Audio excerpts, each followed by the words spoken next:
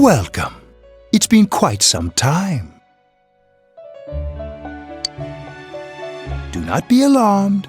You are fast asleep in the real world. I have summoned you within your dreams. Now then, your journey has taken you quite a distance thus far.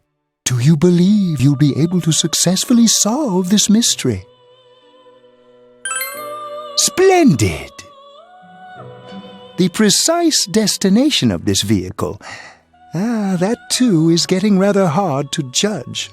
If we continue driving blindly, we may end up leading you further away from the mystery that you must reach. Well, why don't we take a moment to look back on your journey? It was for that purpose that I summoned you here tonight.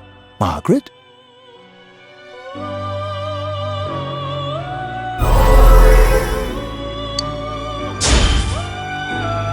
What's right? What you should choose to do in life? The answers to those things lie within you. I'm going to think about my life and set my own path. We are experiencing the words engraved into your memory during your journey. Failing to understand and failing to listen are rather different things. All right, let's go ahead and think this through as much as we need.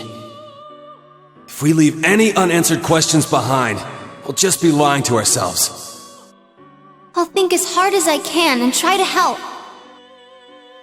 Come on, we've accomplished this much together, haven't we?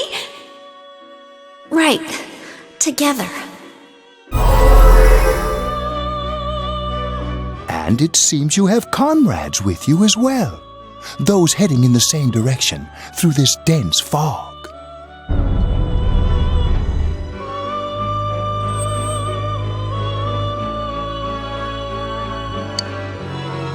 We'll be parked for the moment while I confirm our current heading. As I mentioned previously, this year will signal a great change in your life. Though there isn't much time left, it can be worth your while to take the time to stop and reflect. People are like water flowing in a river. There is only one stream, but all who pass through it are affected differently. Some travel fast. Some change their course, experiencing countless events as they travel down the river of time.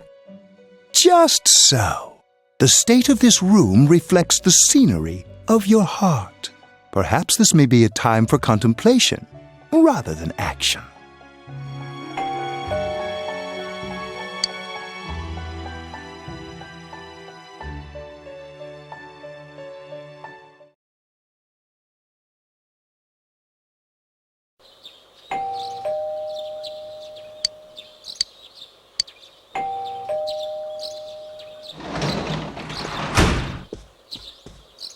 Teddy's missing.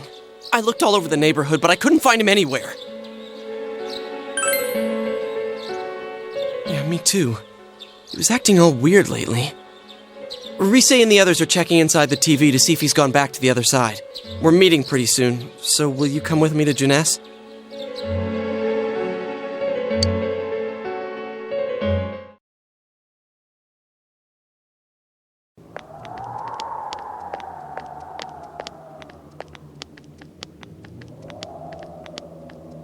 It's no use, man. We can't find him. No luck for me either. I didn't sense anything over there. The fog's so dense it might be affecting my readings. I wish I could do better. I'm sorry. Ted. Don't tell me he really went back to his world this time. We told him over and over that he could stay here.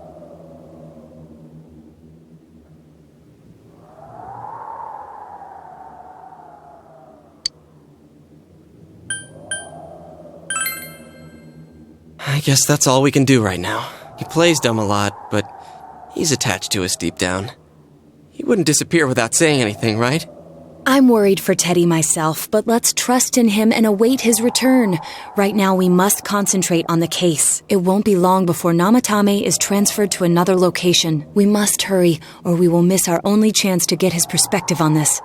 You know, I've been thinking about the case since, but something just doesn't seem right. Let's quickly review the facts. Of all the victims, only 2 were killed.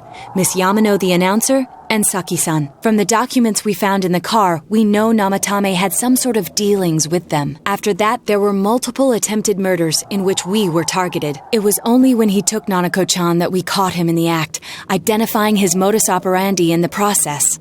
When I hear you put it like that, sounds like the dude's guilty.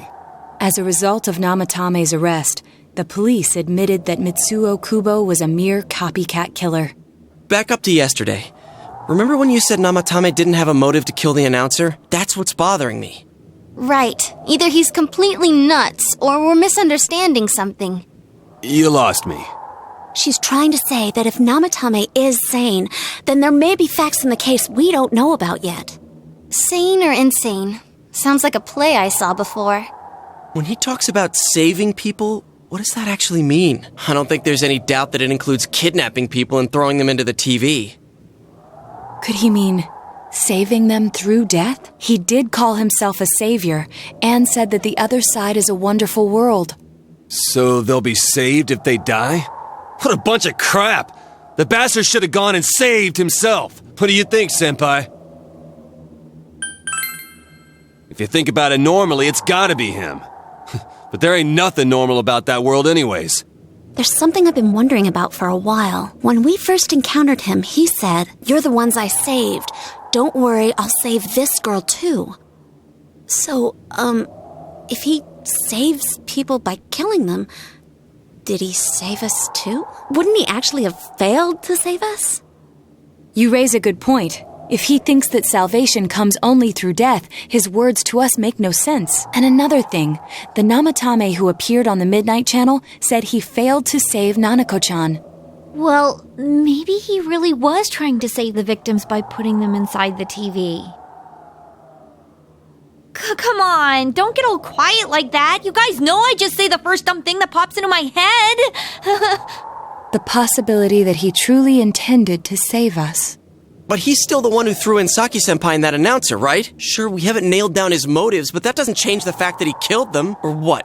You think someone else was involved? What makes you think so?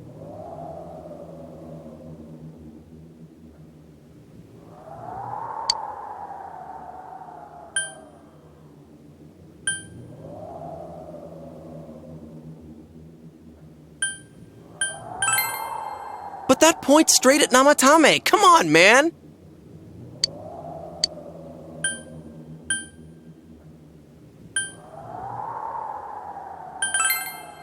Morning letter? Oh yeah! Whatever happened to that thing? If Namatame's the killer, he must have been the one who wrote it, right? Let's review them.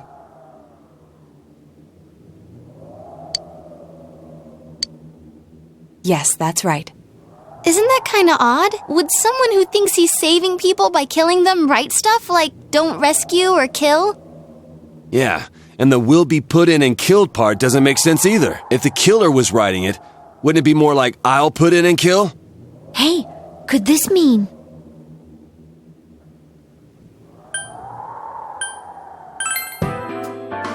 Yeah, it's almost like someone else wrote this letter. But only the killer would write such a letter and deliver it to Dojima-san's house, right? If someone else wrote it, that could only mean... Dear God. Since this is such an unusual case, I was absolutely convinced that other than the Kubo incident, there was one culprit. So, Namatame really was trying to save his victims? Everything is exactly the opposite of what it first seemed. In Namatame's parlance, failing would have been the first two cases when the victims died. If he had used his method twice and failed both times, he would hardly have continued using the TV. And yet he did. It all seems to suggest that someone else wrote this warning letter while observing the entire case. Someone else? Then it wasn't Namatame that killed Saki-senpai and the announcer? We can't say for certain yet. We urgently need to speak with Namatame face to face.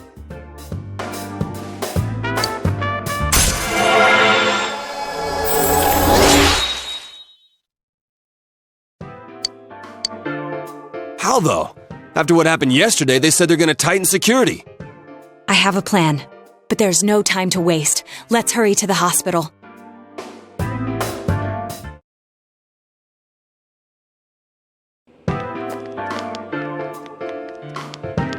Hey, this place is off limits. I'm a consultant with the police. I'd like a few words with Namatame-san. May I go in? This is Unit 252 requesting confirmation on an ID. Name of Naoto Shirogane. Huh? Ah, understood. I see. Well, you're on the list. I can give you a few minutes, but I'll have to record your conversation with him for security purposes. Not that I expect you'll get anything coherent out of the guy. He's been spouting nothing but gibberish. I'd like him to accompany me as well. He has no identification, but this is an emergency situation, and he's here in Detective Dojima's stead. Huh? Detective Dojima sent him? I wasn't informed of this. I'll vouch for his identity. Well, I guess it's better than dealing with the man himself. We have our hands full with the transport procedures, so the last thing we need is Detective Dojima running wild. Detective Adachi is busy somewhere too. This is Unit 252. Huh? I see. Has something happened? There's something about a suspicious object out in the lobby. Well then, this works out nicely. You should back up your colleagues downstairs. We'll keep watch over Namatame-san. A disturbance in a hospital lobby, after all. It sounds serious. If anything happens, hit the nurse call button. I'll leave the rest to you. Understood. Please be careful. I knew they were undermanned, but I didn't expect it to go this smoothly. Wow! There's nothing much inside that suspicious object, so he won't be gone long. All right, then now's our chance to talk to Namatame.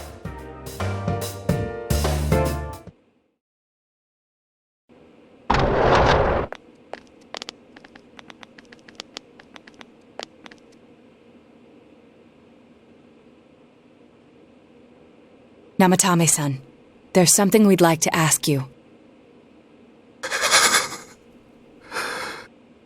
It's tempting to think that you were the culprit behind this entire case, and to be honest, there are many in this town who hope you are, but we are here to learn the truth. So please, answer our questions. Huh?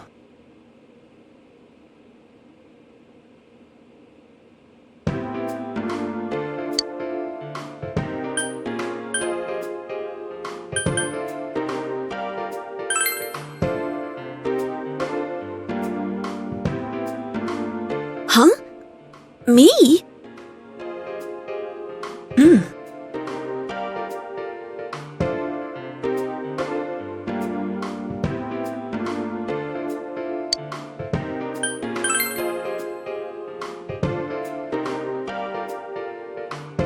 No. If nobody saves them, they'll be killed. That's why I put them in there.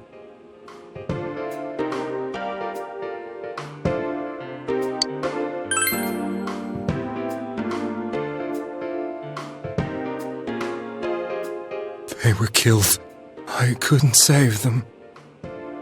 Then tell me if my estimation is correct so far. After discovering the Yamano and Konishi incidents, you realized an appearance on the Midnight Channel meant certain death. Thus, to save her from that fate, you kidnapped Yukiko Amagi. You couldn't let her be killed, so you threw her into the TV, preventing the killer in this world from reaching her. And you repeated the process as more individuals appeared on the Midnight Channel.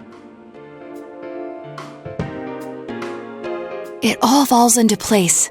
His body is weak, but his mind is sound. He's trying to tell us the truth. Yeah, but if the stuff he's saying is true... There's another killer who murdered the first two victims? Indulge us in a few more questions.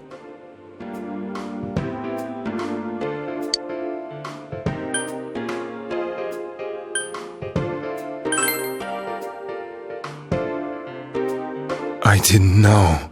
I never thought it would be that kind of place.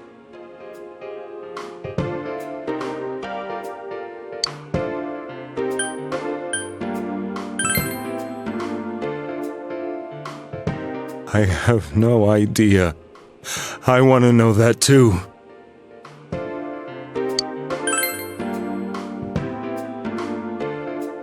What are you talking about? As I thought. You believe me? Did they find him? Did they find the one who did such cruel things? Mayumi. Please calm down. Our ability to find the culprit rests on you. We know about the other world. In fact, we're the only ones who can fully understand what you have to say. Only you? We did blame you for everything at first, but now I think we can accept whatever you got to tell us as truth. Please, tell us everything you can, calmly and slowly. You're willing to listen? Do my story?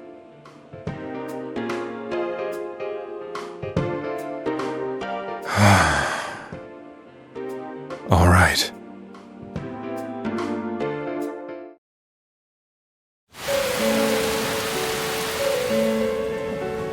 Soon after my affair with Mayumi became common knowledge, I returned to my parents' home, as if to run away from the scandal, and I started drinking heavily to drown my anxieties. I hadn't been able to reach Mayumi at all, and that didn't help either. Mayumi, where are you? She'd been disgraced on all the afternoon shows and forced to resign from the program she was on. I caused her so much trouble. I wanted to at least apologize to her, but I couldn't even do that. I lost the will and energy to do anything. Then, one day, the rumor I heard some time ago came back to me. Since I had nothing better to do, I sat down blankly in front of the TV and watched my own reflection. And all of a sudden, there was Mayumi. Mayumi? Is that you? The Mayumi inside the TV looked as if she was calling to me for help. Mayumi? Mayumi! When I reached out unthinkingly to touch her, my arm disappeared into the TV, as if I had dipped it into a pool of water. I was so shocked that I lost my balance and nearly fell face first into the TV.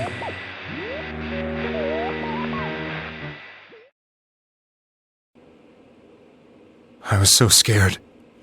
I couldn't understand what just happened.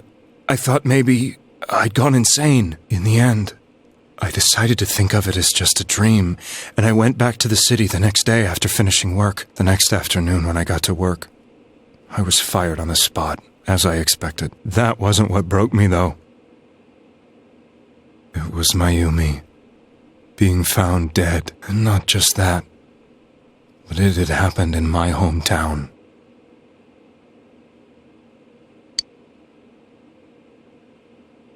I was dumbstruck. But later on, I remembered the image of Mayumi I'd seen that night. Was it not a dream?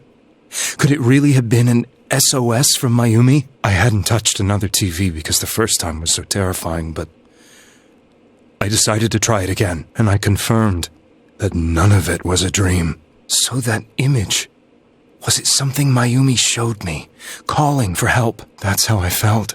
And eventually, you learned of the Midnight Channel. I remembered that when Mayumi was alive, she was chasing a rumor about some bizarre TV program. I'd heard about it before, but I thought it was just an urban legend. But then Mayumi appeared on it, and later turned up dead. The more I thought about it, the harder it became to believe that the two events were unrelated. Soon after that, I came back to Inaba to answer the police's questions. I'd lost my job, and I wanted to know the truth of Mayumi's death for myself. Then, on another rainy night, someone else appeared on the Midnight Channel. It was a girl. She looked like she was calling for help, just like Mayumi. The first thing that came into my mind was, maybe this girl will be the next to die. And that was Saki-senpai. I'd been following all the news about Mayumi, so I noticed right away that she was the girl who found Mayumi's body. And if my hunch was right, she'd be the next victim. I didn't want her to die the way Mayumi did, so I desperately kept watching. I was consumed with the idea of rescuing her. Then, little by little, her image on the screen came into sharper focus. It became sharper? How did you find out it was her? After I came back, my father couldn't bear to see me in such low spirits and gave me a job with the family business. I met that girl when I delivered a package to the liquor store.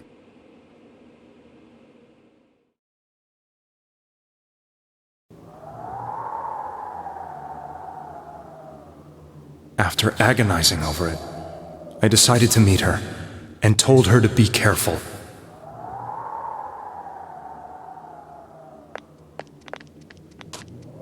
But that same night, on the TV,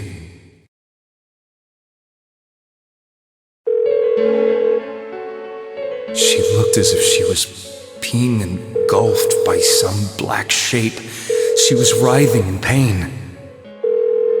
That's why I warned her. Why won't she pick up the phone? Come on! Please!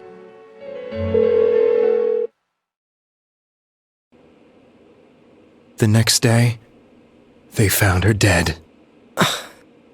I knew she was going to be murdered, but I couldn't save her. I blamed myself, thinking there must have been something I could have done.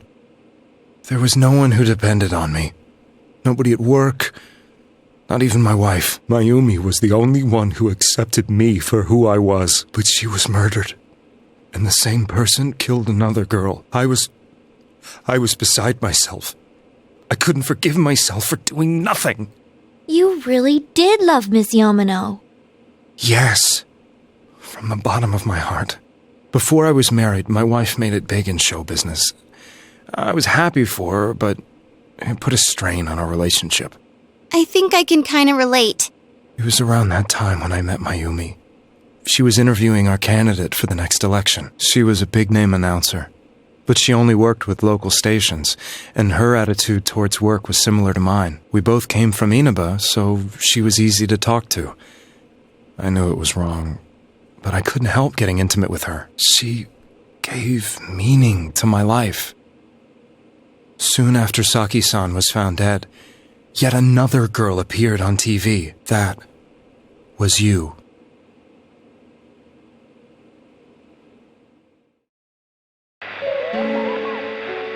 She'll be kidnapped next.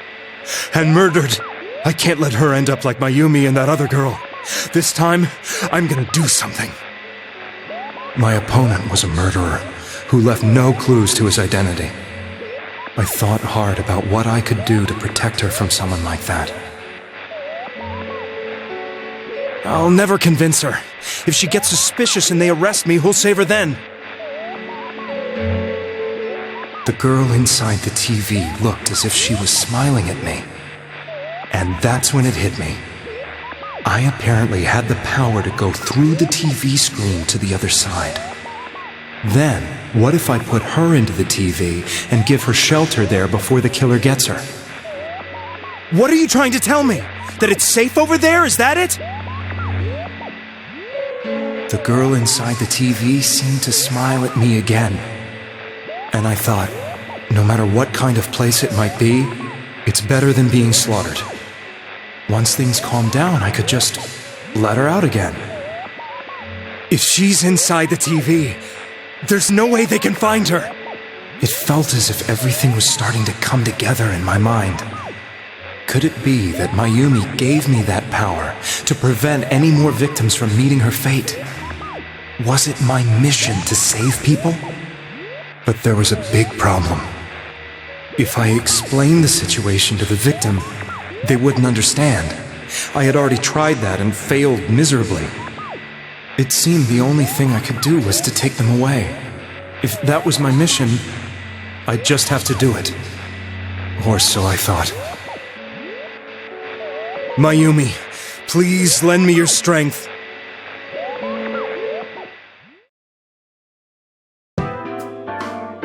So, since you thought people who appeared on the Midnight Channel would be killed, you kidnapped us in order to save us. Mission? Give me a break! You never stopped and wondered about any of this? I thought I was the only one who could help them. I did call the police, but they didn't believe me. I knew the area well, thanks to my job. I had a large truck, and I could move around without suspicion. I thought my job as a delivery man would be the perfect cover for my mission. I thought no one else could do it. But are you telling me that I wasn't saving them? If a person is still within the TV world when the fog appears here, they will die. Beginning with Yukiko-san, the people you thought you had been saving were, in fact, in mortal peril. It was my friends here who really saved us all. I had a feeling that was it. When I went after that little girl and entered the TV myself, for the first time, I had some doubts about myself. You refer to Nanako-chan, correct? The police were after me, so I had to get away. But I still felt I needed to do everything I could to save that poor little girl. That's why I went in after her. But the TV world was completely different than I imagined. Such an abominable, grotesque place. I knew that the three of you who I saved went back to your normal lives, so I didn't realize how terrible that world was. I never knew you couldn't even get out of that place on your own. No. That's a cowardly way to put it. I'd probably already begun to realize that it was a dangerous place. If I hadn't, I wouldn't have gone to see you all. See us? Wait, are you talking about the concert we did at Junes? Yes. I wanted to know why the ones I saved were all hanging out with each other, and how much you remembered. But in the end, I couldn't bring myself to say anything and ran home. I must have felt too guilty. But all the doubts and anxieties I'd been unconsciously suppressing exploded out when I entered the television myself. I thought I was going insane. I probably did. And you know the rest. When I came to, I was lying in a hospital bed. You really were trying to save people. But I ended up doing just the opposite. What a fool. I always wanted to enter the world of politics and become useful to society. But after losing my job and the woman I loved, all I had left was this power. I convinced myself that world was some sort of sanctuary, and I secretly believed myself to be a hero. I never doubted what I saw on TV, and believed everything was as I wanted it to be. I didn't think for myself at all. That's why I couldn't protect them. I'm to blame for all of this.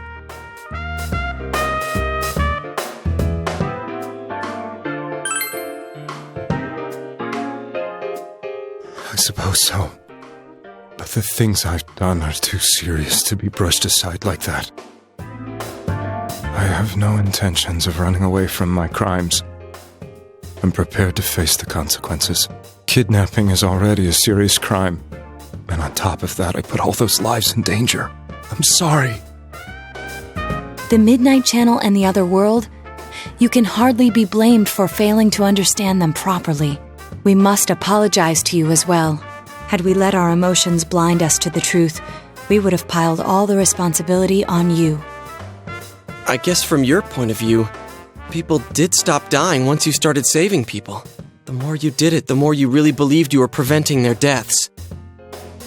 I'm such a joke. I'm sorry. I'm getting a little tired. What are you all crammed in here for? My apologies. We'll be leaving now. Wait. I beg you, please, find whoever's behind this. You children are the only ones who know about that world.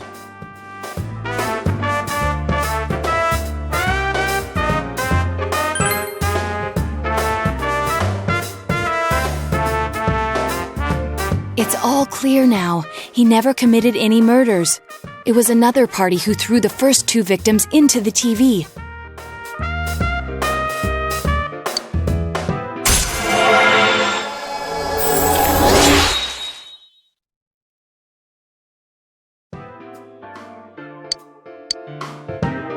Now get out of here!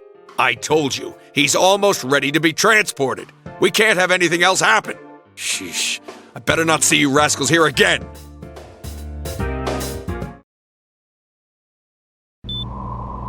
Nanako-chan looks like she's in pain. She's fighting for dear life. This was the last place we saw Teddy, right? He was so worried about her. How can he flake out like this when we have to find the real killer? The police consider the matter closed.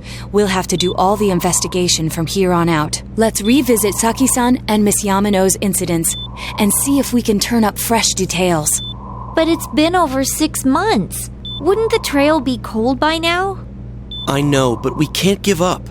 We're the only ones who understand what's really going on, and you never know. People might remember some things now because they've had so much time to think about it. Let's split up and talk to people all over town tomorrow. We'll meet up in the evening to discuss our findings. I hope we can find out something about Teddy, too.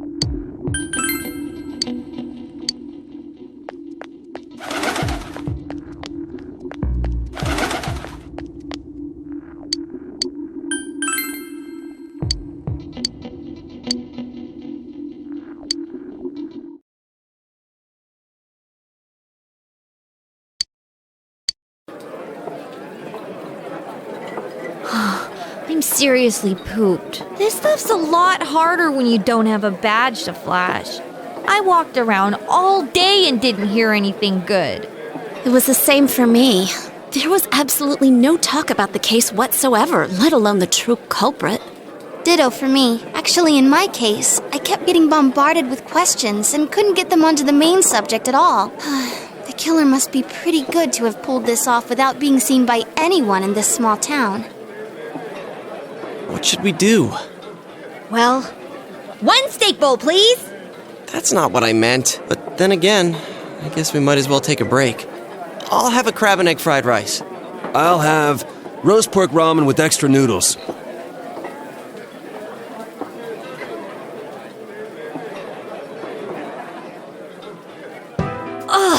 Now that our tummies are full, let's share what we learned, even if it wasn't much.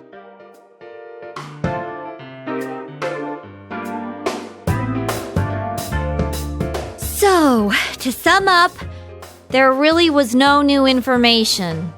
The end? The police had an unusually large number of officers in their initial investigation of the first two incidents.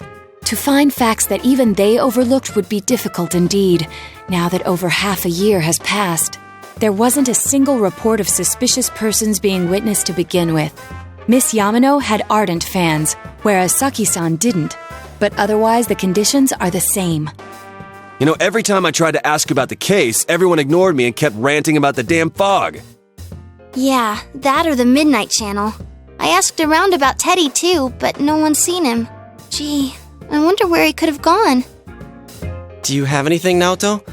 Any new, deductions? Without any new data to work with, there isn't much I can do. But there must be someone in town who meets all the criteria for this case. The killer must have a connection to both Saki-san and Miss Yamano, as well as be in a position to observe our actions periodically to some extent. Finally, it must be someone who could approach Senpai's house without arousing suspicion. I need some fresh air before I give it more thought. I'll be outside.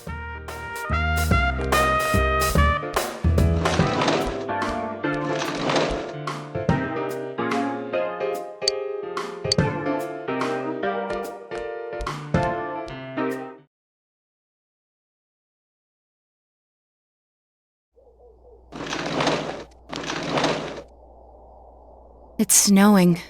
No wonder it's chilly. Ugh, it's freezing out here. Maybe this'll help clear my head and get my deductive muscles flexing. Hey, is it snowing? Too bad the fog's so thick. The snow just gets lost in it.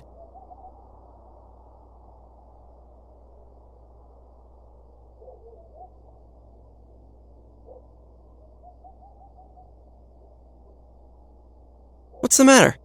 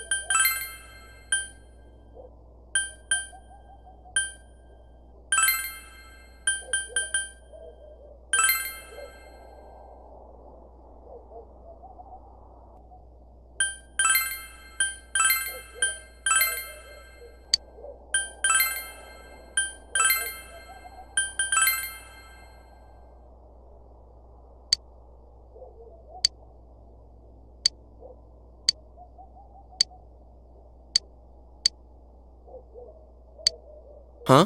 What about him? Detective Adachi. A member of the police force. That is an interesting approach. It would certainly explain the lack of witness reports. It's the same reason no one ever reported seeing Namatame's truck.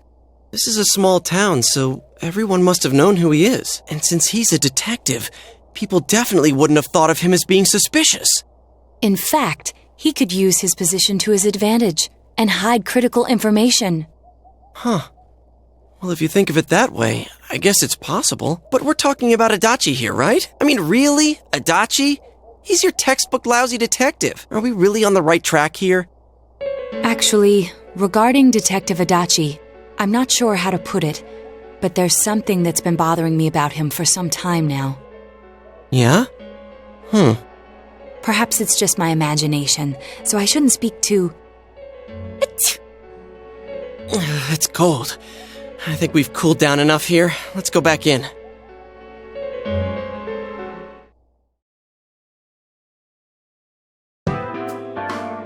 Adachi-san? That can't be. I mean, he said he came to escort Miss Yamano and... What? Was he at your inn when the announcer was staying there? When Miss Yamano was staying at our inn, the media were swarming all over it. That's when Adachi-san arrived, saying he'd been assigned to guard her. He told our waitress that fame could be rough. Guard her? He didn't spend the night there? I wonder if he knew Ms. Yamano. I don't know about that, but I heard he did call out to a girl in my class. I found out this afternoon, but I thought, that's just how cops are. So I didn't think it had anything to do with the case. Detective Adachi also questioned Saki-san, the one who found the announcer's body, on numerous occasions. I heard it was because there was so little information about the case at the time, but it's certainly unusual to question someone with as strong an alibi as hers multiple times. Then you think he had something else on his mind? And that something is what connects those two victims to Adachi-san? Come to think of it, we've been running into that guy a lot, in all sorts of places. And every time he'd tell us what the police were doing before saying, "Oops, I said too much," and clamming up. Was that all to throw us off the trail? It would be no problem for him to drop that warning letter into your mailbox either. Not to mention the fact that he can destroy any evidence that might point to him.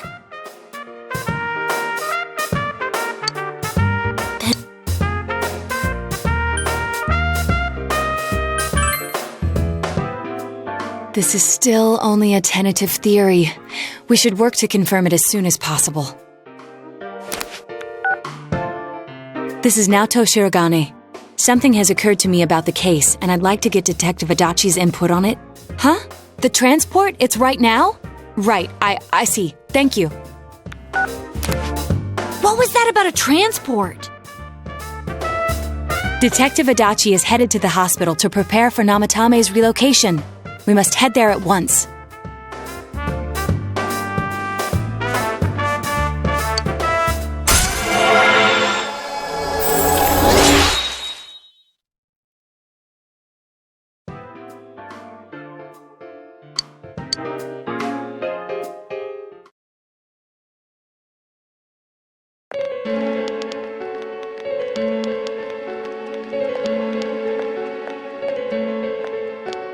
Huh? What are you guys doing here? Hey, do you know where Dojima-san went? They told me he snuck out of his room again. I assure you, we've made it clear to him several times that he needs to stay put, but he keeps going off on his own. Jeez, with Namatame finally relocated, I was looking forward to going home. So, he's been relocated. I've been wondering. You seem to be in a terrible hurry to get him out of this hospital. Huh? Oh, well, yeah. I mean, we can't leave him here with Dojima-san and Nanako-chan around. Didn't you guys think so too? Hey, what are you doing here anyway? Nanako-chan's room is in the other wing. Don't you think you should leave before Dojima-san finds you? If he catches you, he'll start pestering you again. Adachi, where's Namatame? There's been a lot of noise today for some reason. Dojima-san, what are you doing here? Namatame's already been relocated. I was looking for you so I could tell you that. You did what? Who authorized that? There's still more I need to ask him about. Give me a break, Dojima-san. Those first 2 murders have been bothering me. His motives are shaky and his alibi is rock solid. We closed a lot of loopholes on the basis of his testimony. But that part's still nagging at me. Is this more of your detective's intuition? He's already been relocated. It's no use hassling me about it. And you kids should really get home too. You're gonna get in the way of police business. What's gotten into you today? It's odd to see you taking work so seriously. Come on! I'm always giving 110% when it comes to the job. You should get back to work too, Dojima-san. Your current assignment? Get better as soon as possible. What are you all doing here? We came to confirm something with Adachi-san.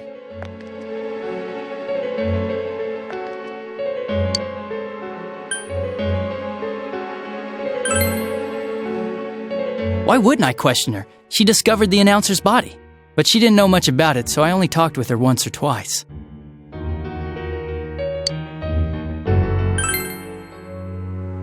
The time the announcer went missing? I can't say for sure offhand. It's not like I saw her or anything.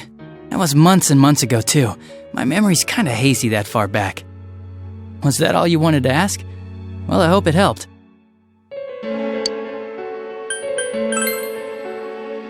Warning letter? The one that was delivered to his house. It's in police custody now, correct? I don't really remember. Hey, what do you mean you don't remember? I gave it to you to take down to the crime lab for processing. You're telling me you forgot? I'm sorry. Your accident was right after that, and what with one thing and another, it sort of slipped my mind. Besides, that thing was just a prank, wasn't it? Jeez, what are you asking me all this for? For crying out loud, what's this all supposed to be about? Dojima-san, you really need to get back to your bed. That's why your wounds aren't healing. And you all need to go home right now. Do you have any idea what time it is? I'm going back. I need to get to the station and report in. Just one more thing, please. We know for certain now that the first 2 murders weren't Namatame's doing. Someone else killed them. Adachi-san, do you have any idea who that might be? I have no idea what you're talking about. 'Cause we think it might have been you. What? That's ridiculous! We already know Namatame's the one who put them all in! What did you just say? Put them all in? What's this putting them in business? Do you know something about the method behind their murders? Don't tell me that all that talk about TVs and whatnot from before was...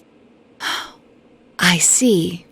Now I finally understand. To tell the truth, Adachi-san, I've been fixated on something you once said. Before I didn't know why, only that it sounded a wrong note to me. Do you recall when I read Namatame's diary? At the scene of Dojima-san's accident, at the time I said, even the victims who survived and were never released to the public are written here. And in response, your words were, wow. Then that settles it. How, I wonder? Would that settle anything? At the time, the police had no idea that there had been other attempted murders related to the case. You had no reason to say such a thing. After all, There are countless examples of people disappearing for a few days, yet when I read the list of names, you raised no objection. Odd that. What do you say to that, Detective Adachi? I don't know. I said I'm busy! Wait, you son of a bitch!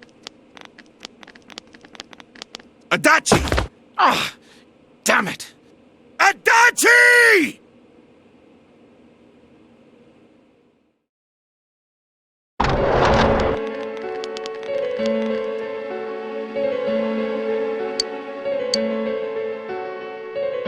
What the? I swear he ran this way! Damn it! Where the hell did he go? Did you find him? I contacted security. Nobody's seen Adachi and there's no record of anyone leaving this area. So he must be still in this ward somewhere. He's still here? But we looked! We didn't find him anywhere!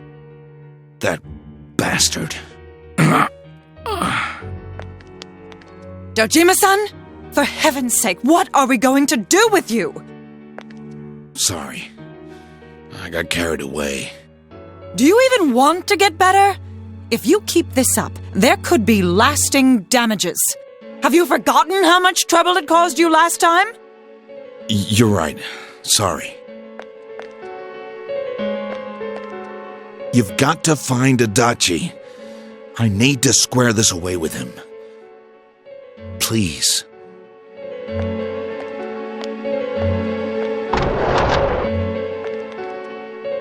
He hasn't left this ward yet? I don't think he would, but could he have... Yeah, I think so. If he's the killer, he can go through, right? You mean he went in through here? We searched every inch in the direction he ran off. There's nowhere to hide. I don't think we could have missed him. He was cornered. It's highly probable that he escaped there. If he does indeed turn up on the other side, that should prove beyond a doubt that he is the true culprit. Damn. So I guess we were right. What do we do now? I think it's too dangerous to go in from here. We're not 100% positive he used this TV, and on top of that, we don't know where it might lead. Let's go in from Jeunesse like always. It'll be fine. So long as we're ready for him, we'll crush that jerk in one strike.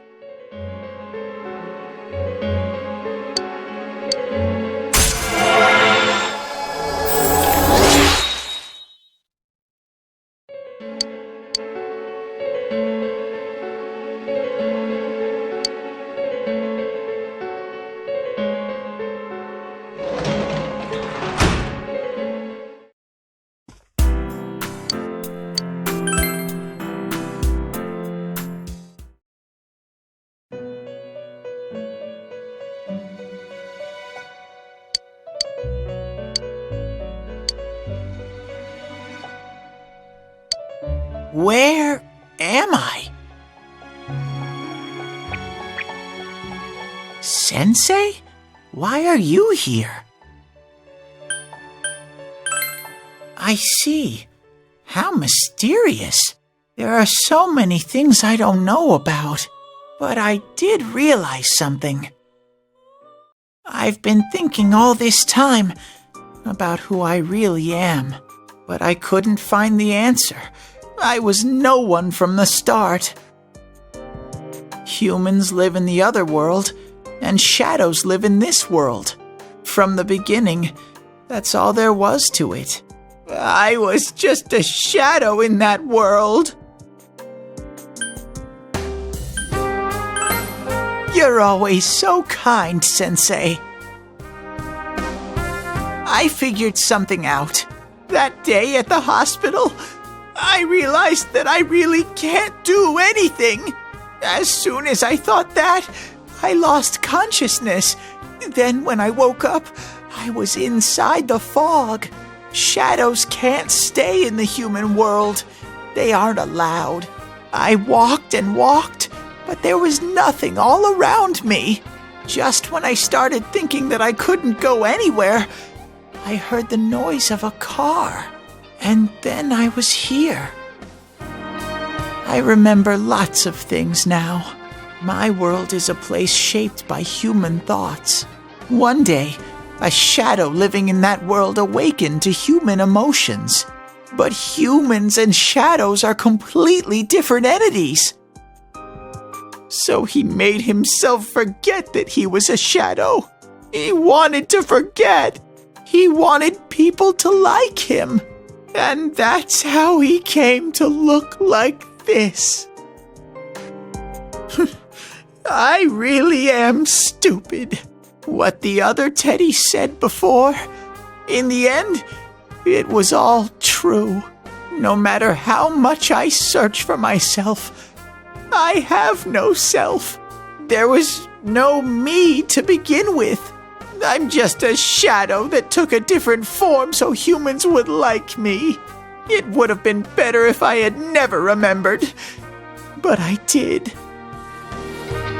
I'll probably turn back to a regular shadow soon.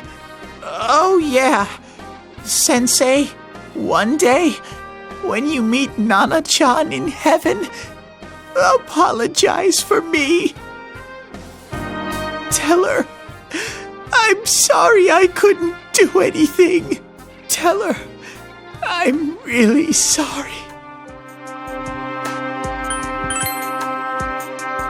Huh? Really?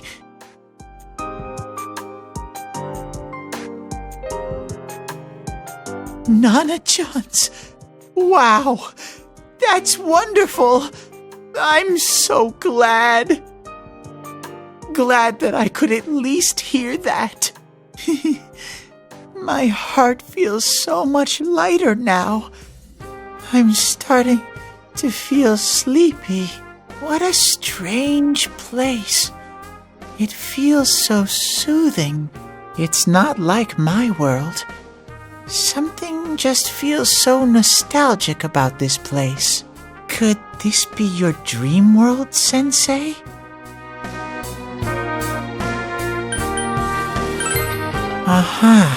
But I wonder why I met you here. What am I supposed to do now?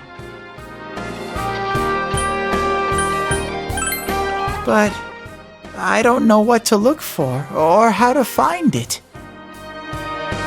No matter how hard I think, there's too many things my little brain can't understand. But I do understand one thing now. I'm glad that I met you, Sensei.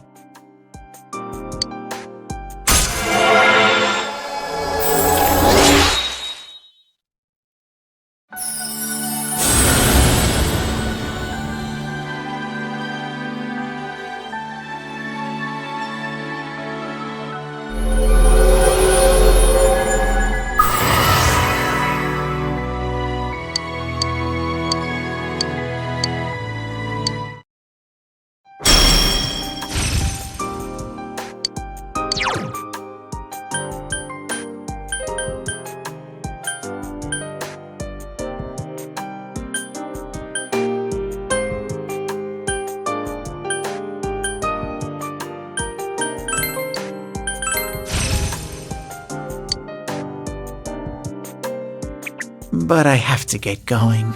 This is your place. It doesn't seem like somewhere that I'd be allowed to stay. Goodbye, Sensei.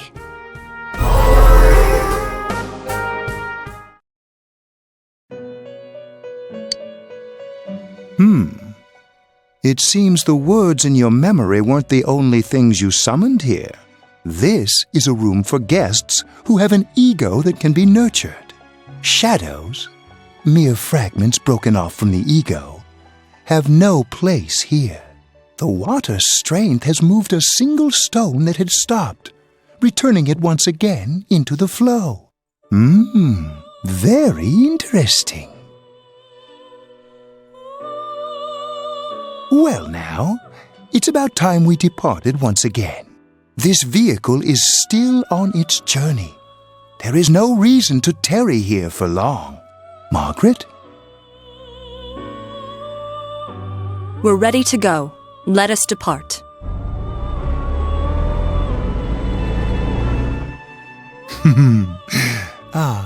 You are every inch the guest I had anticipated. Now it's time for you to return. I am even more intrigued now as to where this is all headed. We'll be waiting for your next visit.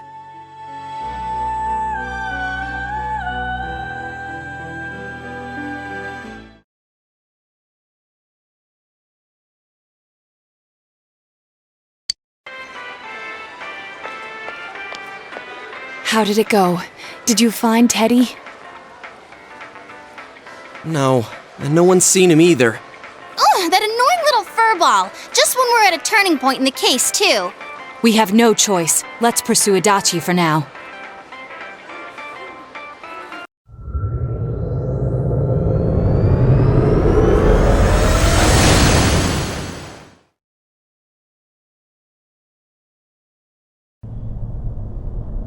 Whoa. Look how dense this fog is. It's gotten even worse than before. What the? There's this malicious aura everywhere. It feels completely different from the last time I was here. I think we'd better hurry. Give me a sec to try finding Adachi.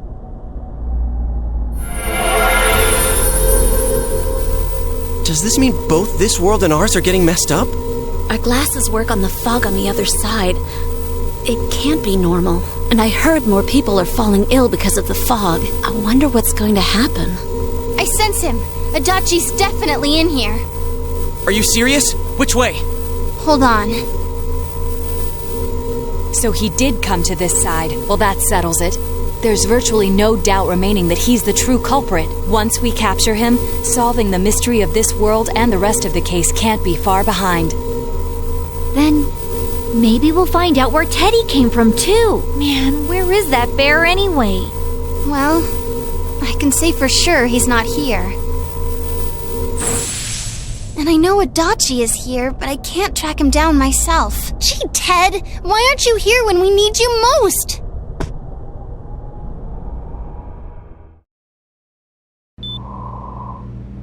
This place. I see. I came back, but it really doesn't matter. I'm completely useless. Nana-chan, I'm so sorry. Teddy? It is you, Teddy. I heard your voice. You said, hang in there. I heard my big bro and everyone else too. Nana-chan! Hold on! I'll get the doctor!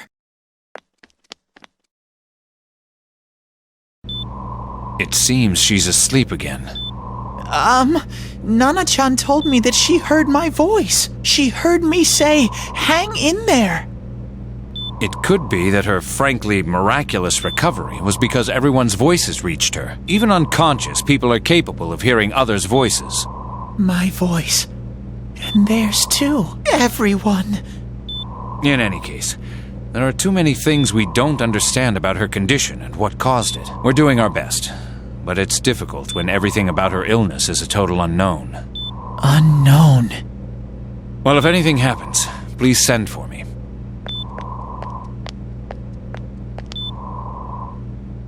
If I'm an unknown being, then the way I can change is unknown too. So all I have to do is make them not unknown. Nana-chan's doing her best. Sensei and the others are probably fighting now too. I'm just a shadow. But Nana-chan cheered up when she heard my voice. So what if I'm just a shadow? There must be something I can do. I can't just give up thinking about things. That's why I came back here. Right, Nana-chan?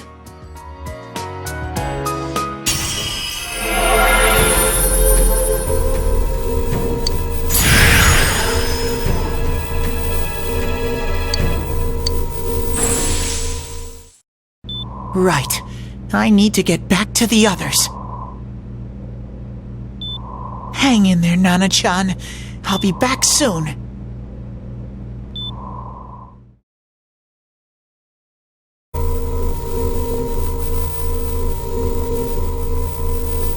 no use. I can only tell that Adachi is here, not his exact location. Rise-chan! If only Teddy was with us. Didn't he say his nose is practically useless now? And could he even help us find that bastard? Nope. He'd be no help at all, but he was always there to support me whenever. That bear's a loudmouth, but he's nice to have around. He's always so full of energy. He's lighthearted and always optimistic.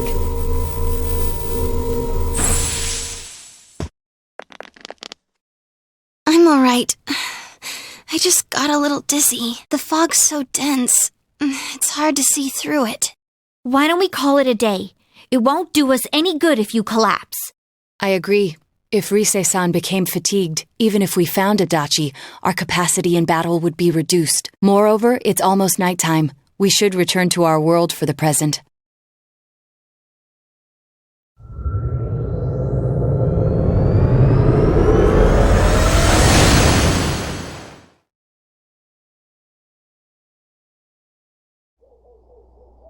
Damn it! We came so far to run smack into a dead end! I know he's in there too. What's wrong with me? My powers are completely useless. Teddy? You little... Where the hell were you? I'm sorry. You idiot! Bad bear! Bad! You're so late! Who do you think you are? Rise-chan, are you faking? No, stupid! Sorry. I want to help you all again. You know how much trouble you caused, you dumb bear? Where the hell were you? I'm sorry. I figured out a lot of things. Stuff about me and that world. I wanted to tell you all.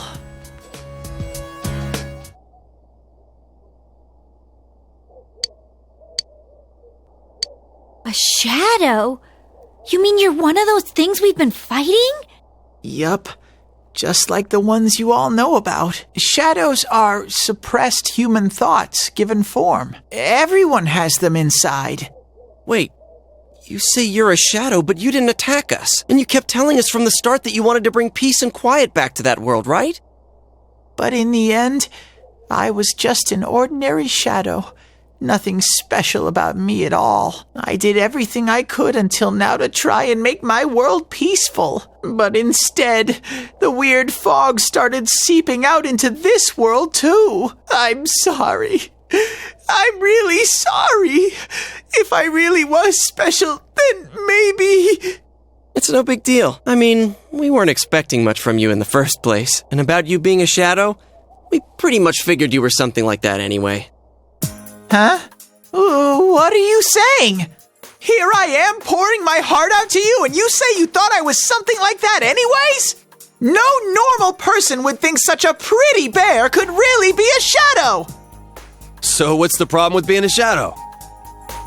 It's true that you may have been born that way, but you now possess the power of persona. A shadow is suppressed power. Once controlled by the ego, it becomes a persona. Doesn't it follow, then, that you must have developed an ego? Whether the ego masters its shadow, or the shadow awakens to its ego. The only difference I see is the order in which the process occurred. Oh, Teddy's practically human then! I'm the same as humans? You keep trying to figure out who you are, just like all of us here. You can't do much on your own. You really aren't that special. See? What's so different between you and us?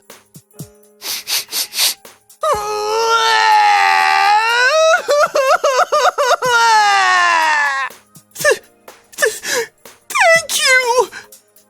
I'm so glad I met you guys! The rest of us were pretty much a group of misfits to begin with, too, right? You fit right in, man. I beg your pardon? Who are you calling a misfit? Isn't that just you, Senpai? Hey, that's not something a detective would say. Or an idol, either. Gee, stop crying, will ya? Now's not the time for that. While you were gone, we figured out who murdered the announcer and Senpai. It was Adachi. Huh? Adachi? That total goofball? Whoa! I didn't notice at all. Looks like I'm pretty blind to that sort of thing. But you all know him. If you can't find someone like that, I don't think I can help you. Like I said, we're not expecting much from you. Well, the main thing is, it's hard to get pumped about this without someone nice and fuzzy around. Yeah, what Kanji said. Okay. Thanks, guys. All right, now that the band's back together, let's take it from the top. Starting tomorrow. It's been a while, but I'll do my best to look for him too. Leave it to Fuzzy.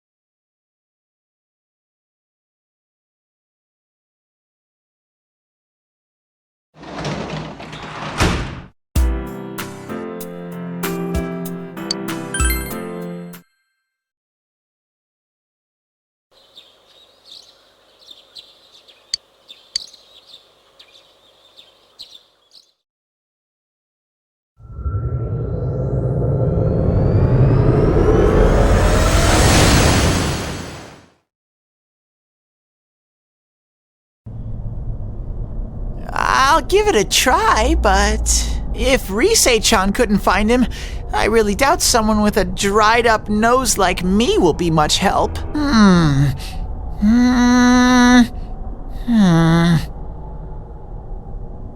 I do smell Adachi baby. Teddy, you can't do it either? When you look at me with those eyes, I get this feeling. I've got to sniff him out no matter what! This is my time to shine! Ooh, I'm getting something!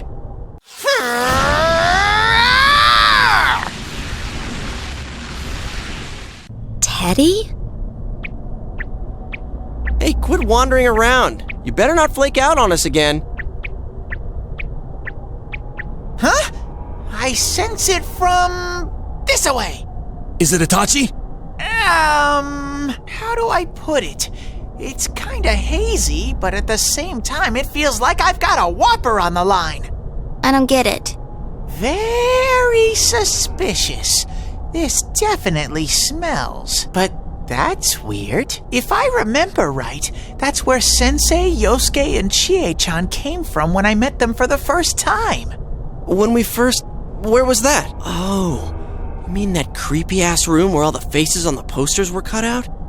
Yep, there's someone there. Teddy, you really are amazing. It was just dumb luck.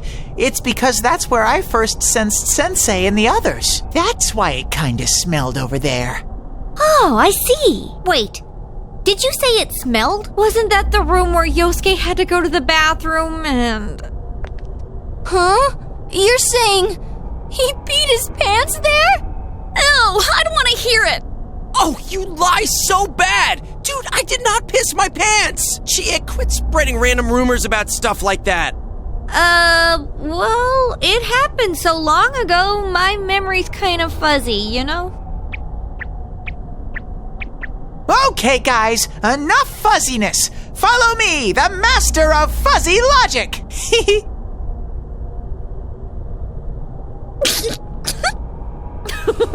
I haven't heard you crack up in a while, Yukiko, though I really wonder sometimes about your sense of humor.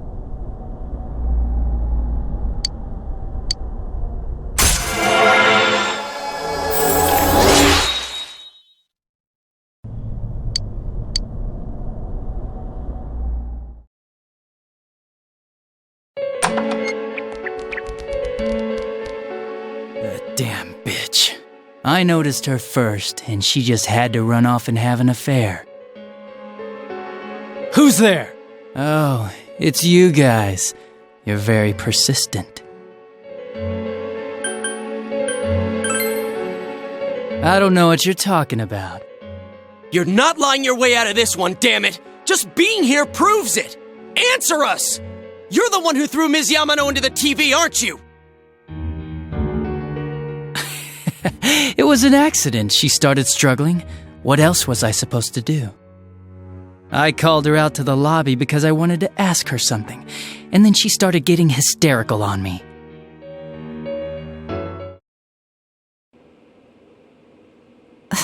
Who are you? And what's this something important you called me out here for? What they say on the news isn't true, is it? All that talk about you having an affair and whatnot? It's all a lie, right? Why do I have to explain myself to you? I see. So you don't deny it. You caught my eye. But it turns out you're another worthless bitch. What's wrong with you? Don't make me call for help. Shut up. Shut up. Shut up. I think you need to see what it's like to fear for your life. It'll get your head straight.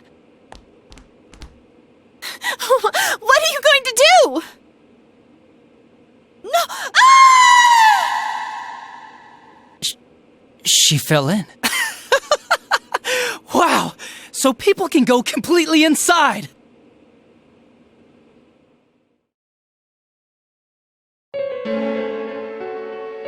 Good thing for me, no one else was around there in the middle of the night. That happened in our lobby? I learned about the Midnight Channel through some rumor. You hear a lot of fishy stories like that on the force. But it was pure coincidence that I touched the screen and discovered my power. I burst out laughing when I found out. I knew right away that this was going to be interesting. So you tested it out on Mayumi Yamano? Nah, it was nothing like that. I'm a very sincere fellow. I was just trying to punish the stupid bitch a little for betraying me. Yeah, putting them inside the TV was never the plan. But you know, both Mayumi and that dippy high school girl struggled for no reason. Then you were responsible for Saki-senpai's death! Saki? Oh yeah, her name was Saki Konishi, or something like that. At first I just called her in because of work-related stuff, her being the one who found Mayumi's body and all. And naturally, if there was any chance she'd seen something, I'd need to know, right? So I was all set to be a nice guy to her, and then that bitch.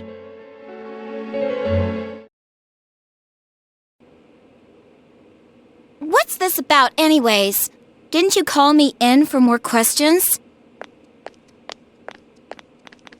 Well, we'll get to that.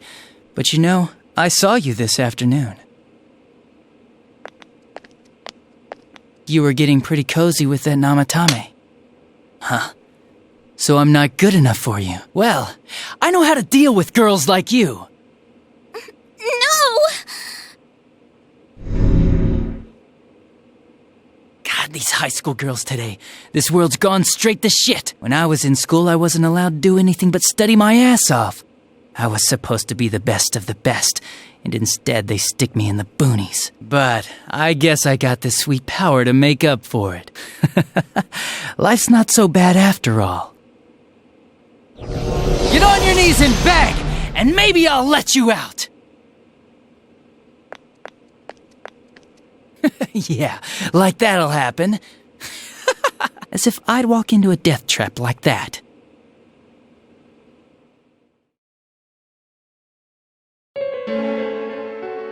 It was a lot easier the second time. High school girls are thinner, you know? Lighter. You son of a bitch! Come on, give me a break. I didn't know it was dangerous inside the TV. It's not like I was trying to kill them.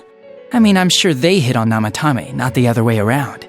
A council secretary will one day rise to public office himself. Mayumi and that high schooler were just gold digging. They got exactly what they deserved. I didn't do anything wrong at all.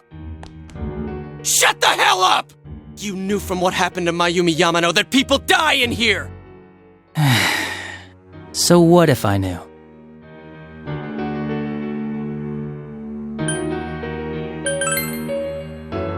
Nah, he called the police in the middle of the night, just after they found that Saki girl's body. The rest of the force had their hands full with the double homicide, and it happened that I was the one who took the call. Namatame said the police refused to take him seriously. You were responsible for that then. Oh, quite the contrary. If anyone else had taken the call, sure. But I actually did believe him, you know?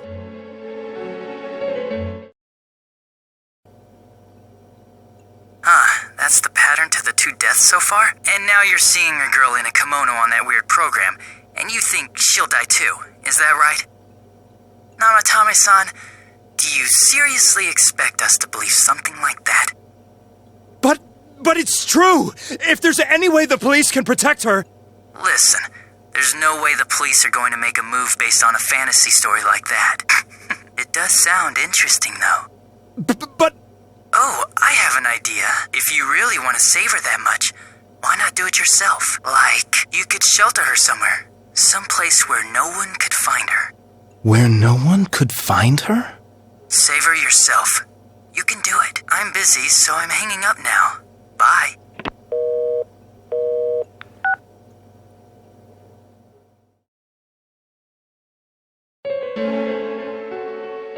Isn't that amazing? Of all the people who could have received Namatame's call, it ended up being me. Talk about luck! All I did was give him a little push, and he completely bought into his vision of this world. The more people you guys saved, the more he'd kidnap. Both sides had the best of intentions, so the game of cat and mouse would never end. It was awesome. You gotta be shitting me! Why? What reasons could you have for doing that? Reasons? None, really.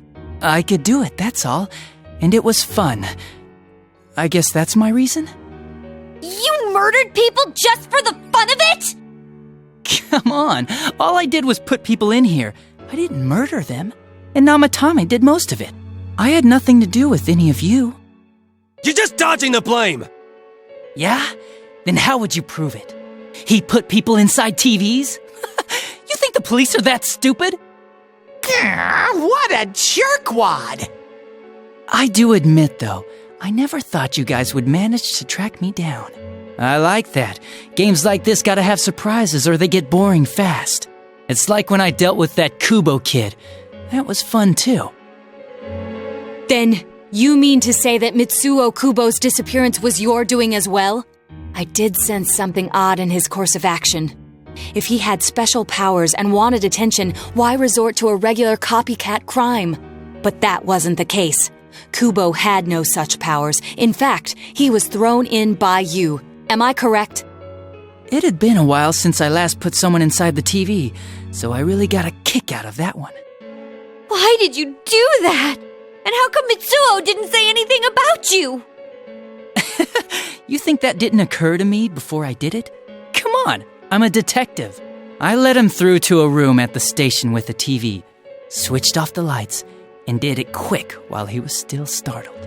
As long as he didn't see me push him in and no one else did either, no one would believe him, even if he survived. Of course, I don't think the Kubo kid ever figured out what happened. Wait, the police station? Yeah, he turned himself in pretty quick, actually. This was back when we didn't even know enough to issue a search warrant. But the other officers decided it was just a prank, so they pawned him off on me. I didn't blame them. I mean, a kid coming and saying, "I did it all, it was me." Who'd believe him? But it looked bad. I didn't think anyone would come forward and take the blame for all the incidents. The police were desperate to pin it on anyone. If this kid really did it, they might have announced the case was closed. And if that happened, Namatame would stop saving people. I couldn't let that happen, or the game would be over. That's why I told the others I sent him home. I came up with the idea to put him inside the TV on the spot. The game would be over? You threw him in just so your fun wouldn't end? You gotta have some excitement in life, don't you agree? But then you guys put your foot in it yet again and ruined my fun. Thanks to you, Kubo was arrested again, and everyone acted like he was the true culprit behind it all. Couldn't they see how badly he copied the crime scene? It worked out in the end, though, because good old Namatame kept saving people. I guess the guy started to develop some kind of messiah complex, huh? What an idiot. This is all a game to you. How dare you murder people? Murder Saki-senpai for such a stupid reason! You bastard! I'll never forgive you! You can keep your forgiveness. Our world will probably become just like this place soon enough anyways. Didn't you notice? The fog's leaking out. Everything on that side's pretty much screwed. The two worlds will merge soon, and then there'll be no difference, no sides anymore. What the hell's he talking about? This isn't his real body. The real Adachi is somewhere else. But this guy feels different from an ordinary shadow. It doesn't seem like he's going berserk. Wow, you can tell that much? This me is just around to greet you guys, and thank you for wasting your time by chasing me in here. I'd say this world has taken a real shine to me. I feel like it's giving me everything I've ever wanted. And the monsters don't attack me at all. Maybe they can tell we have the same goal. The Shadow's goal? By the end of the year, Inaba will disappear completely into the fog. Soon, this place will be reality. I'll be in this world, so if you want me, come and get me. This world has a mind of its own. We'll see which of us it favors. Keep your bullshit to yourself. It's about time you shut the hell up. We'll finish this right now! What a chump! Didn't I just tell you the real me is somewhere else? I'll be expecting you all. We'll put an end to this. Get back here, you! That stuff about the world's mind and how this place will become our reality. Was he serious? The rest of his confessions were consistent. We'd best proceed under the assumption that it's no lie. It felt like he's gained some strong power after coming here. Not only that, maybe he got taken over by that power. So what he said about the two worlds becoming one, that's really gonna happen? Didn't he say that it would happen by the end of this year? What happens then? I think he means this world will engulf the human world. The people in town are acting weird. It's like when the shadows that emerged from people went berserk. If the fog gets even thicker, and this town is completely shut off from the outside world, then the other side might become full of shadows, like over here. You mean everyone's gonna turn into shadows? Damn it! Damn that bastard! Why? We went through so much to get here, and now it turns out he was pulling our strings this whole time? Yeah, it's about time we finished this. I don't want to feel this way ever again.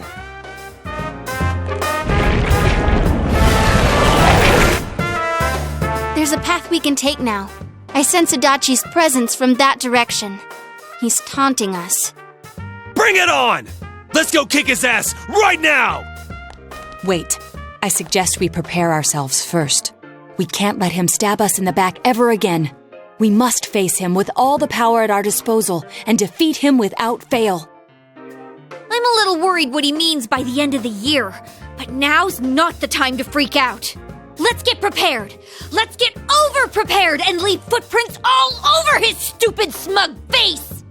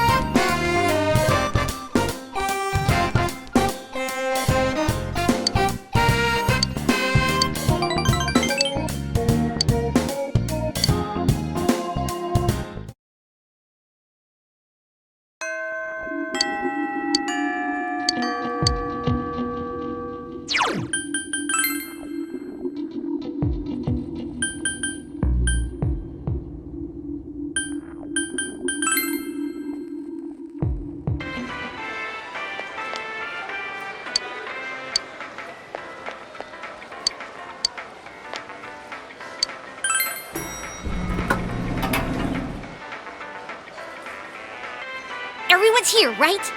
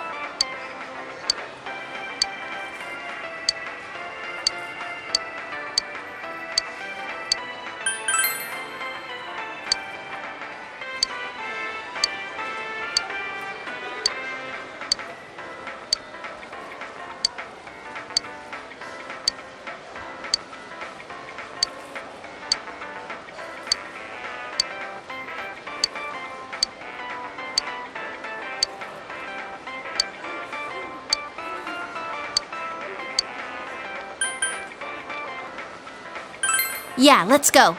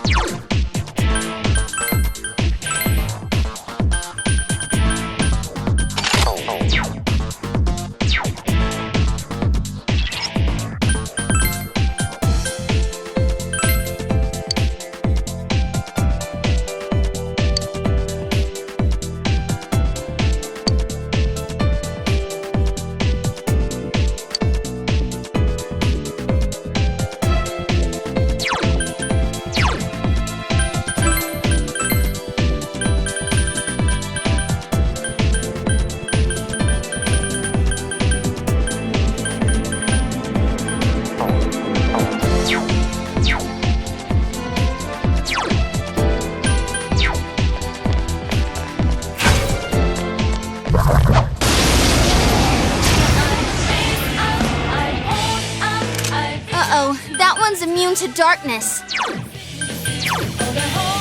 Okay, leave it to me.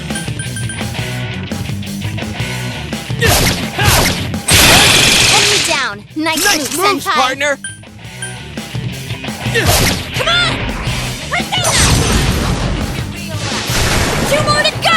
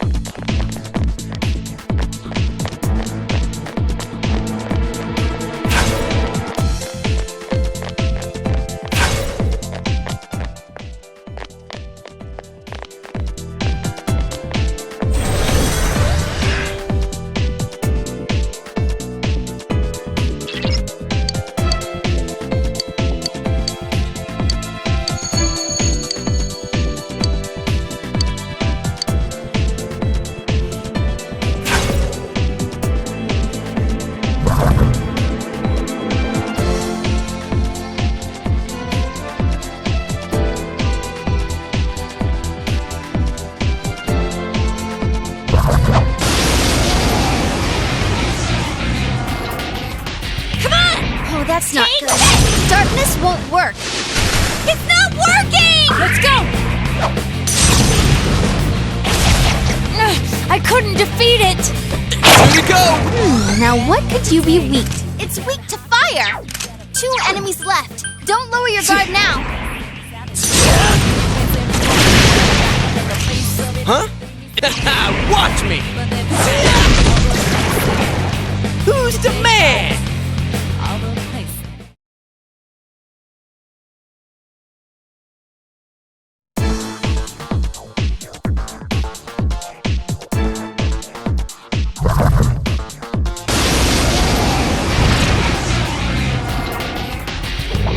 Oh, that's not good. Darkness won't work.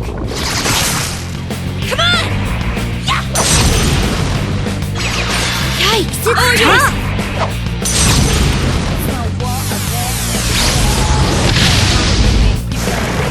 Nato-kun's busting heads and looking cool.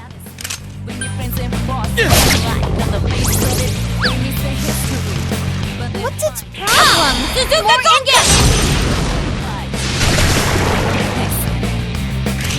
Here's our chance! Okay! This did!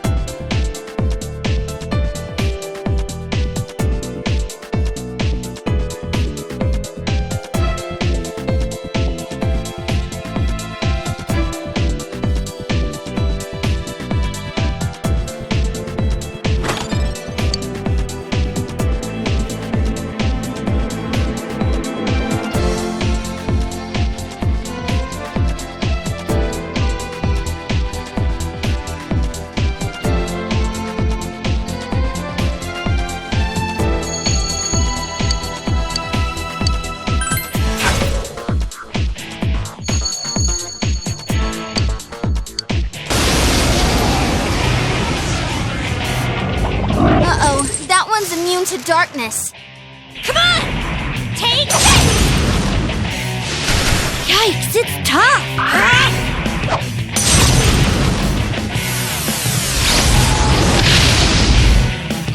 I couldn't defeat it! Persona! That's some thick skin.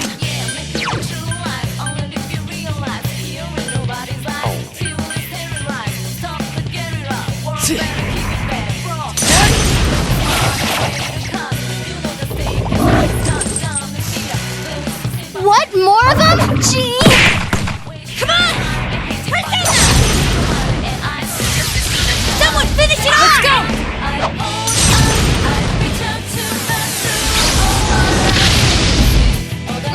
I couldn't defeat it! Yosuke-senpai was cool? No way! That's great, senpai! You really get me going! Come on! Take this! Ooh, excellent! senpai!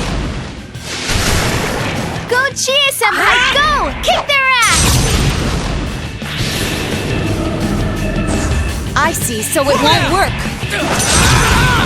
Someone else's turn. Protect me, Himiko!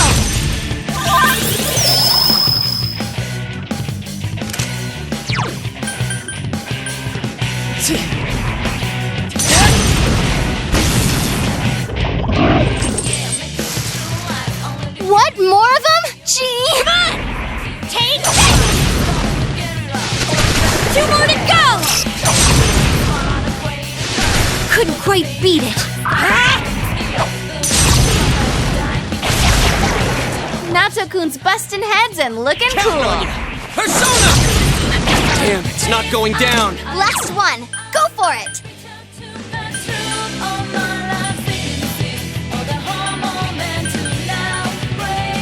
Persona!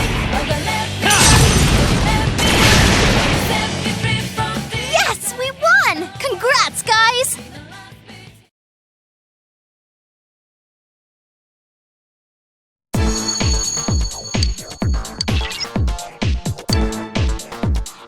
You okay, Yosuke-senpai? You look hurt.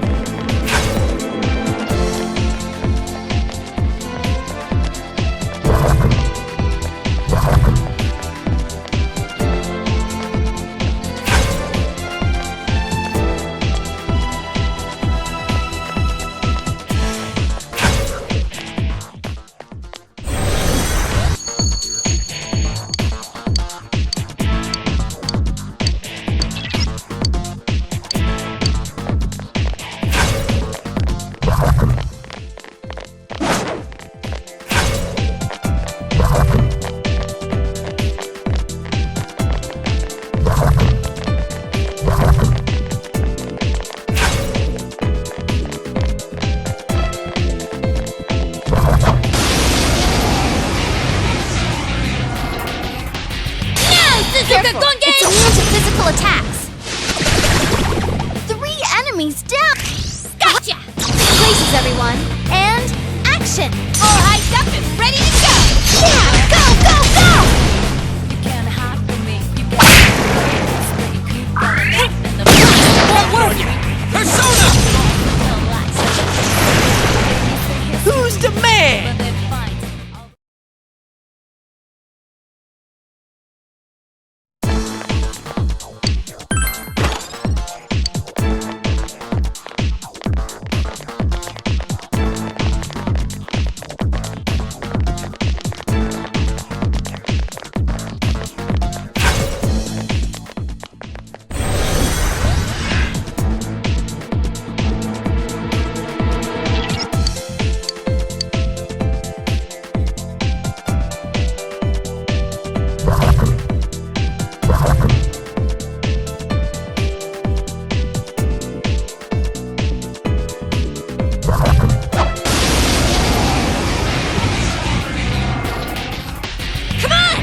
careful. There's an enemy immune to light. Someone finish it off! You hit its Whoa, weakness. you're amazing! Move now, Tokun. Well, now, Tokun, you never lose your cool. What the hell? Your weakness is... This one's a gimme. It's weak. Just 2 left. Come on, this fight's not over. Enemy down. Oh, I can...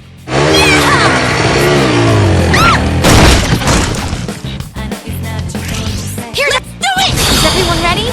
Get set! Yeah, here goes! Yeah, go, go, go!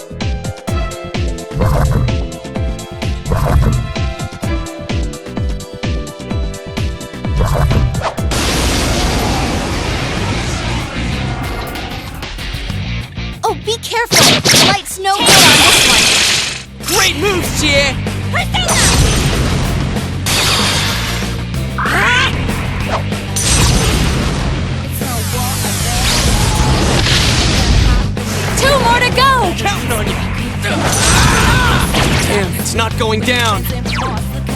Persona! Enemy down. Nice move, Senpai. You can win this. Just give...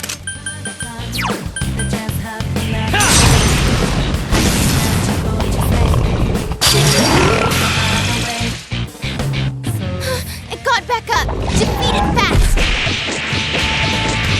Come on! Take it! Looking sharp, Chiro-senpai! Oof, that looked like it hurt.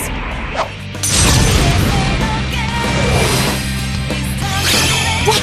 It's not working! Persona!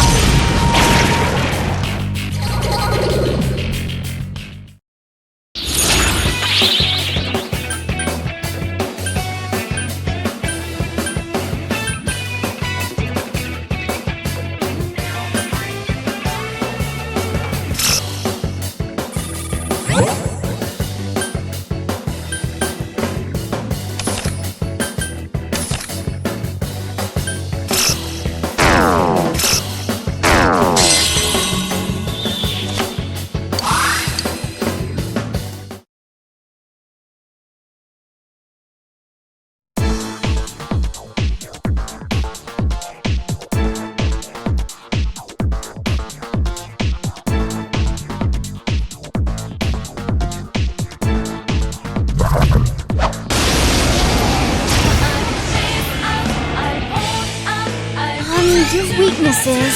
Darkness will work. This...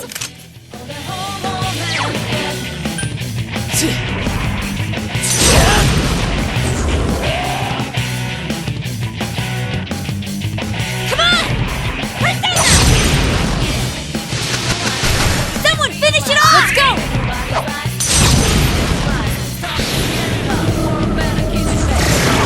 The rule, Naoto-kun! Great job! Enemies defeated! Blast, it won't work! Counting on you! Persona! It's not going down! Yikes, it's time!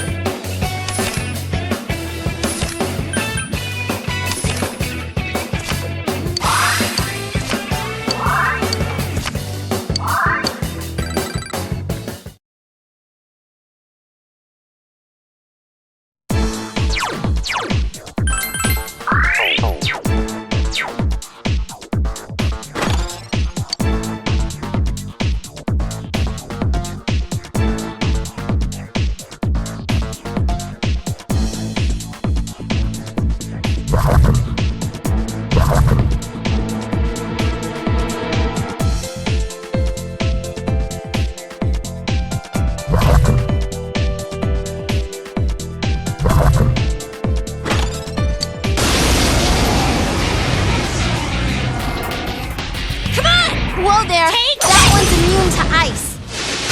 It's not working!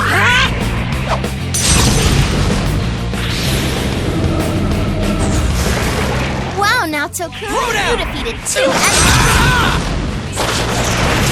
Give me a sec. I'll do a quick scan. Electricity won't... 1 enemy to go. Keep it up!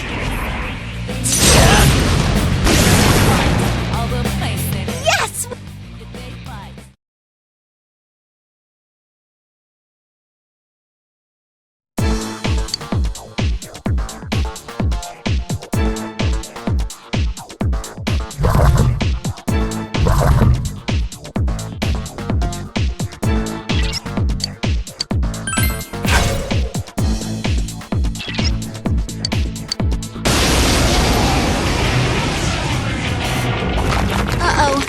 Immune to darkness.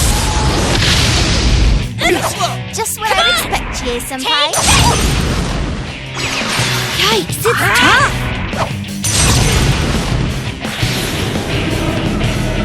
Blast, it won't work!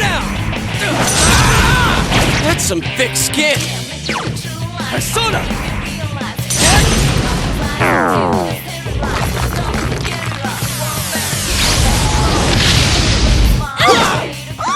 Senpai, that was quite so beat it.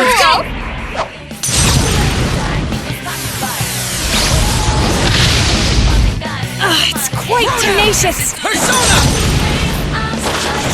Someone else's turn! 1 enemy to go. Electricity won't work. What else?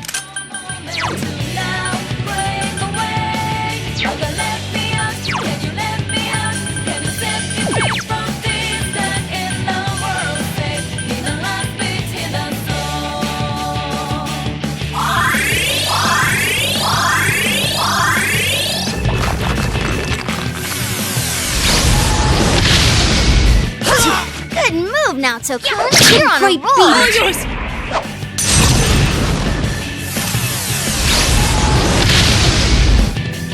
I couldn't defeat it!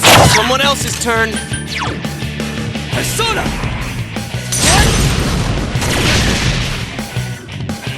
Come, Himiko!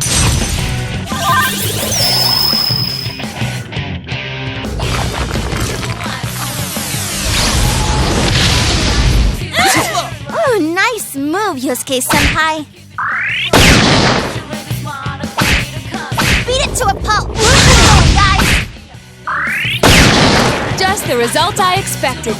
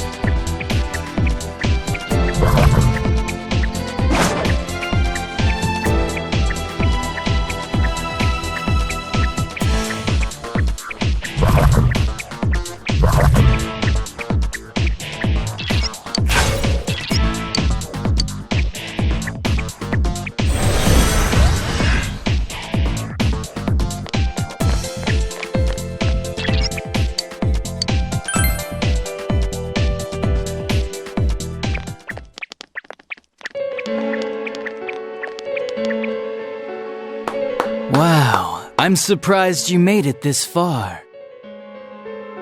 Allow me to confirm the crimes you've committed thus far. You had suspicions that this world was dangerous, yet you threw Mayumi Yamano into the TV. Knowing full well that Miss Yamano died here, you did the same to Saki Konishi. Not only that, but you duped Namatame into taking over your murder attempts while you watched like a spectator at a game. When the disappeared stopped dying, you sent a warning letter to ensure more victims. Even when a copycat killer arose, you had the gall as a detective to eliminate a suspect under investigation.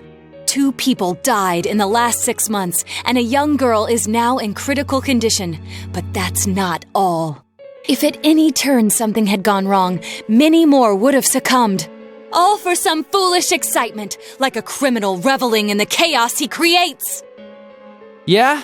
So what's your point? All I did was put people in here. It's the world that really kills them, isn't it?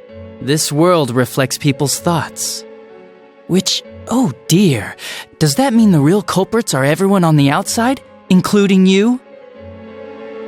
To hell with that! You did that stuff knowing full well those people were gonna die! If that's not a crime, then what is? You're so self-righteous. How can you say that? Aren't you a police officer? Out of everything you could have been, didn't you specifically choose to join the police? Don't make me laugh. Just because someone joins the police doesn't make them some kind of agent of justice. You know why I applied? So I could legally carry a gun. That's all. You'd be surprised how many are like that. I thought it would be fun, too. But to tell the truth, that was a wash. Everyone around me was such an idiot. I made one tiny mistake, and they all got on my case and sent me out here to Nowheresville as punishment. I was bored shitless and wondering what to do next when I discovered this power. For crying out loud! Why a bastard like you? A gift for having to put up with this lame job out in Nowheresville, I guess. I did that stuff 'cause I could, and it got interesting, so I watched. That's your reason? You can't be serious! You really don't care what happens to our world? Let's be honest. There's nothing great about the real world, is there? It's just dull and annoying as hell. No one accepts that's the way things are. They're just stuck with it because they can't deny it either. Those who actually succeed in life, they just happen to be born with a magic ticket called talent. If you don't have it, you can either accept or deny that fact until you die. That's your only choice. Once you realize that, all you have left in life is despair. The ultimate game over. Wouldn't it be better if that kind of reality was wiped away? That's complete BS! Brats like you are so damn naive. You piss me off. Listen, you might have hopes and dreams right now, but that's only because you know nothing about reality. One day you'll see. You'll be faced with a boring reality that boxes you in, no matter where you go. You're the only boring thing here! If you want to disappear, go ahead! Stop dragging us into it! Stop yelling, punk. I understand you're all afraid and gotta act tough to cover it up, but geez. I'm telling you all this based on my own experience in life. Think about it for a second. Once everyone turns into shadows, they'll still keep on living, oblivious to all the things around them. So how's that different from the way it is now? No, this'll make things much easier for everyone. Easier? What the hell are you talking about? Come on. How many people out there actually think about what's real or what's right and wrong? Next to none, I bet. It's useless to think about those things in the first place. You don't get anything out of facing reality, and there's no way to change it either. I mean, what could be more boring than brooding over things you can't change? It's better to just ignore them and believe only what you want to believe in life. Doesn't that sound a lot easier? It would be awesome if everyone's life could be that easy. No matter who you are, your lifespan is about 80 years or so, right? Then it'd be easier if we all just became shadows. No need to hold back anything. No more pretending we don't see things. Honestly, we don't need our world anymore. Better to let it be swallowed up and for mankind to turn into shadows. That's what all those people who are scared to death really want. So it's my duty to see that they get it. Nobody wants anything like that! It's just you, dumbass! Jeez, don't you remember what it was like when your shadow came out? It must have been enjoying life far more than you.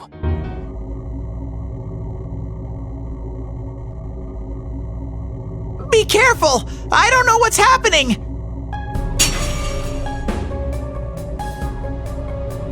You all saw shadows as mere monsters, didn't you?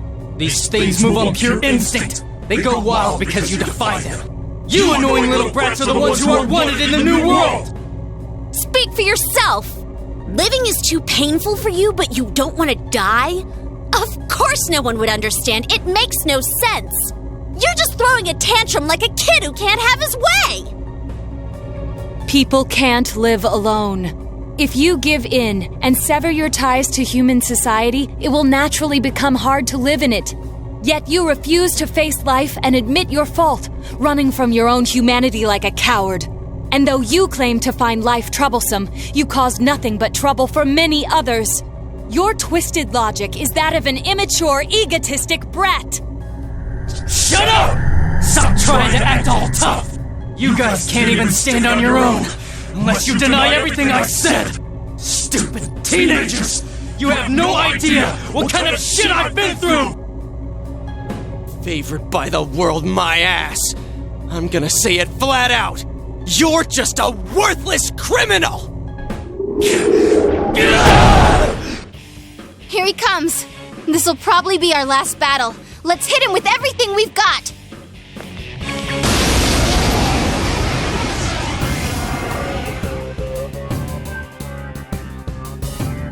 The world is about to change! Your existence won't belong there! I thought I could just leave you be, but you're like a plague! I'll have to get rid of all of you! I wish we could get rid of you, but we'll make sure you pay for what you've done. Let's do it. If we work together, there's no chance we could lose to a man like this. Shut up! Get lost! Get the hell out of my sight! I can't believe he's the one. That bastard! We can't lose, no matter what! It's a strong one. Don't lower your guard.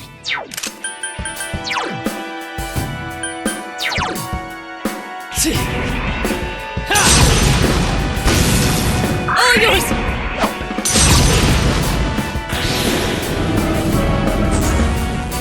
Throw down! Bear soda!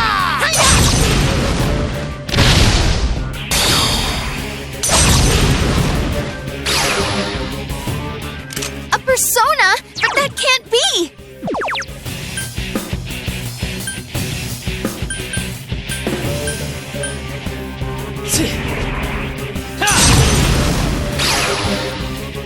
Let's go!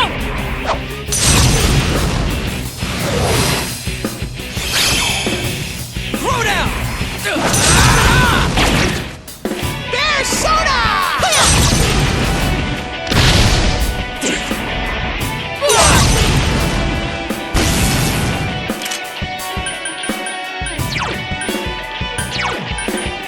Gotcha!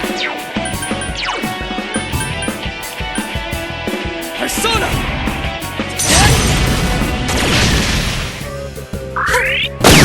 Counting on you! Bear soda! Dumbass!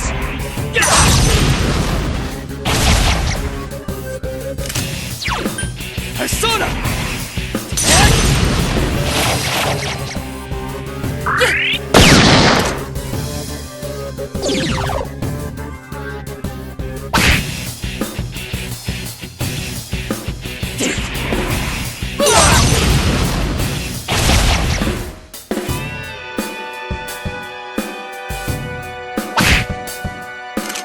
Persona!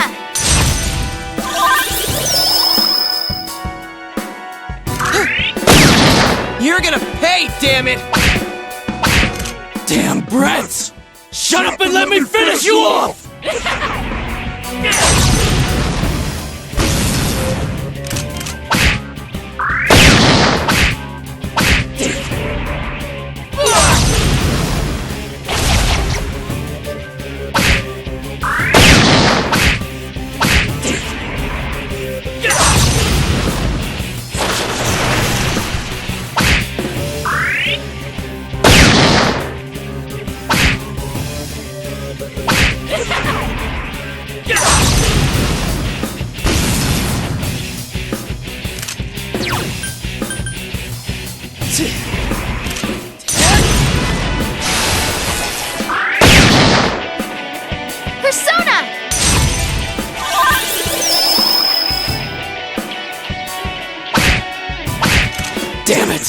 You're all such a pain in the ass! I'll kill you!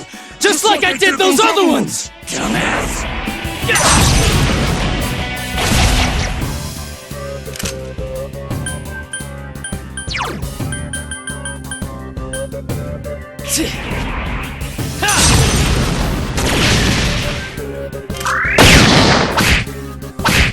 Bastards!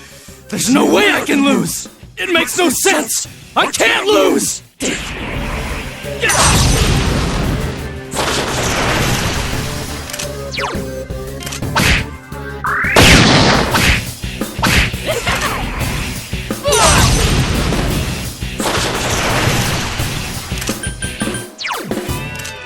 This one's strong and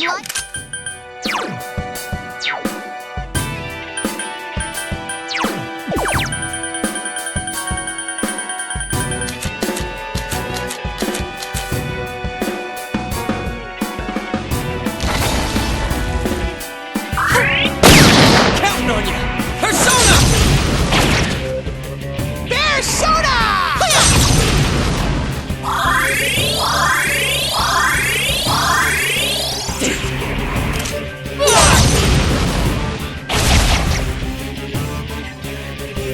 Himiko!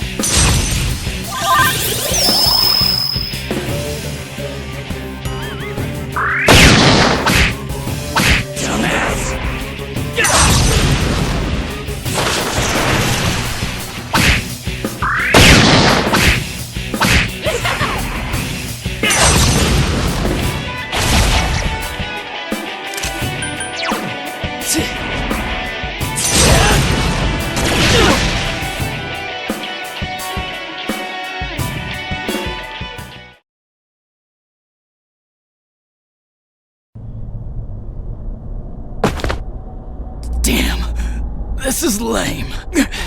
Well, our world's gonna disappear soon, no matter what. I didn't have anywhere to go back to anyways. Everyone's gonna become shadows.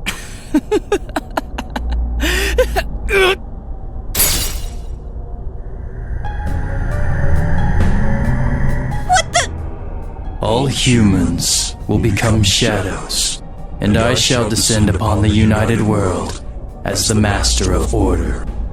Descend? Order? What's with this guy all of a sudden? What's happening? Guys, this isn't Adachi. It's someone completely different. Both this world and yours will soon be enclosed in a fog that never lifts. It will be the peaceful world that mankind has longed for. Who are you?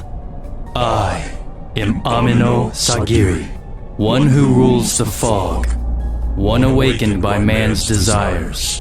Do what you will, but your world's erosion cannot be stopped. It is an inevitability.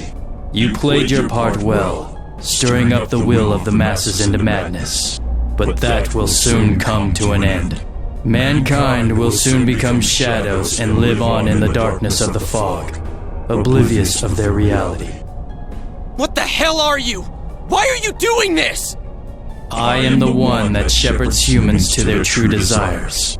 Though their hearts longed for peace, it could never be attained. So they tore down the wall between image and reality. Indeed, this is the outcome desired by mankind. And mankind's desires are my desires. That is why I decided to expand this world. You're saying you're the one who created this nasty-ass world? This is part of the sea of unconsciousness that exists within human hearts. A hollow forest born from bloated desire and false imagery. Humans view things as they see fit. They wish not for truth, but rather prefer the undesirables be hidden in fog. Still, humans fear what they cannot see. That brief yearning for truth becomes a ray of light which breaks the fog and torments the shadows. That's why they attack and kill whoever's nearby at that time. A hollow forest. Then, this place isn't simply affected by people's hearts. It actually exists inside them? Mankind abandoned its pursuit of truth, placing itself in the depth of chaos and falsehood.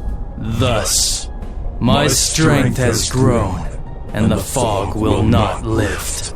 Your world will be engulfed by the Hollow Forest. Will you shut up already? We'll just use our power to beat the heck out of you and it'll all be over. It was I who made it possible for you to bring about this destiny. I bestowed power onto those who could brave the Hollow Forest. That is what allowed you to come in contact with this world. And you all have done very well since. Bestowed power? Contact with this world? You mean the power to enter the TV? Then the Midnight Channel, was that phenomenon also your doing? Humans fail to see things as they truly are. They choose to see only what they wish. I acted only in support of this. A world filled with desires, viewed through a window from which one sees what one wishes to see. Humans departed from reality of their own volition, craving more false images. A window that shows people what they want to see. So that's why those who got famous suddenly appeared on the Midnight Channel, one after another. It was all in people's minds.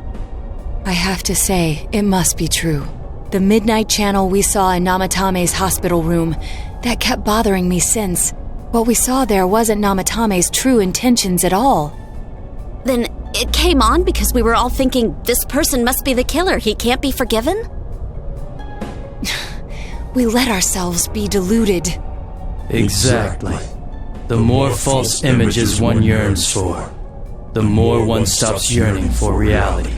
And so the forest grows on. That is the expansion of this world. Enough talk already! Long story short, you're the one behind all this! Yeah, I don't know who you are, but you're going down! People want to become shadows? Their desire is your desire? To hell with that! When did we wish for that crap anyways? We kept fighting and fighting like morons to get where we're standing. Yes, that I did not foresee. The ability to master your own shadow that emerged to kill you and use its power. A new and uncertain facet of mankind. Is it worthy to put my trust in? Or not? It must be tested.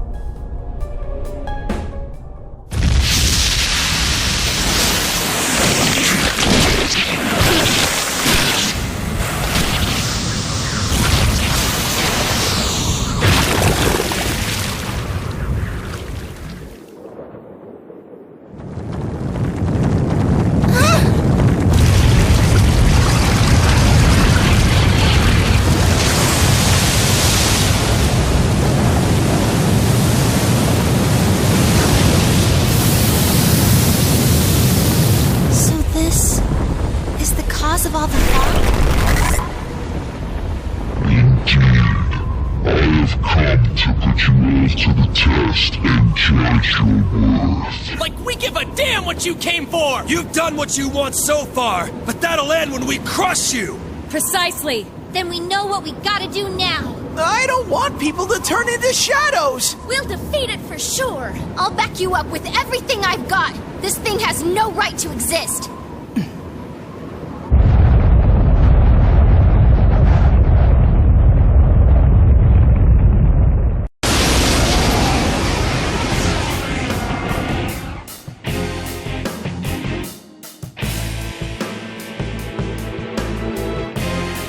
Defy me as a senseless act which goes against your world's wishes. Now, let everything vanish into the sweet fog of illusion. It's huge! Let us begin. This one's strong. Watch yourselves.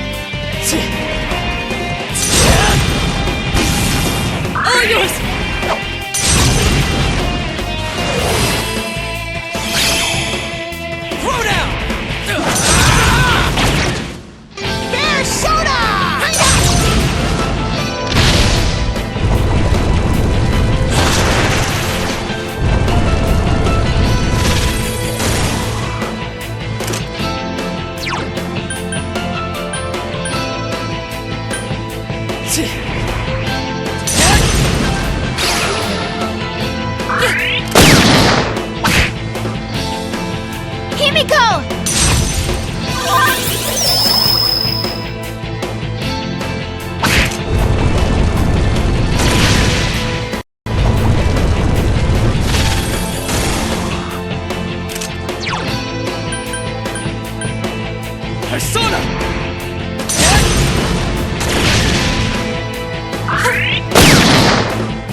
Counting on you! Persona! Persona!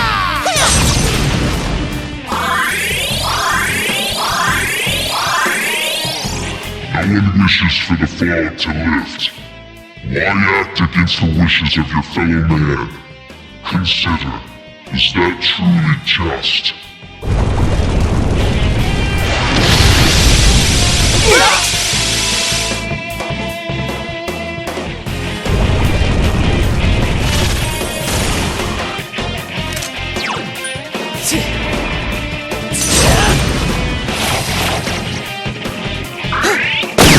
Counting on you!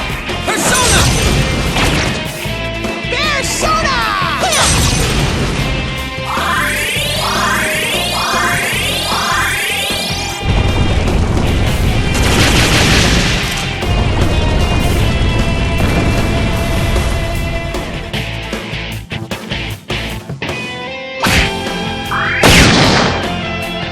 Persona!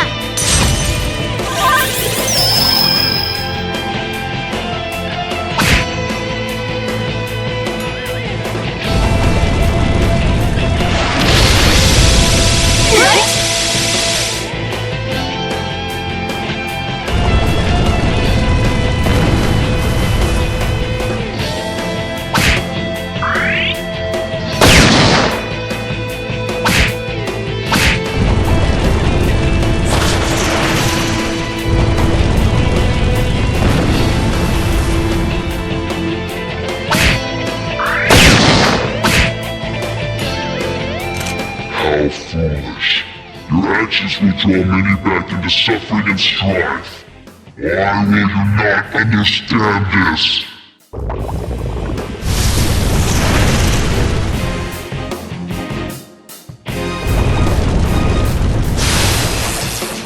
Persona!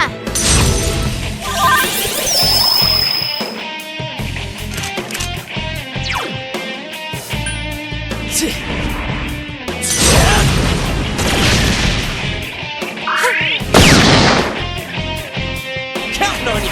Persona! Persona!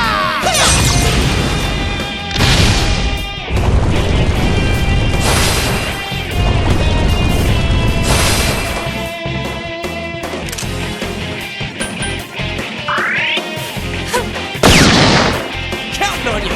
Persona! Persona!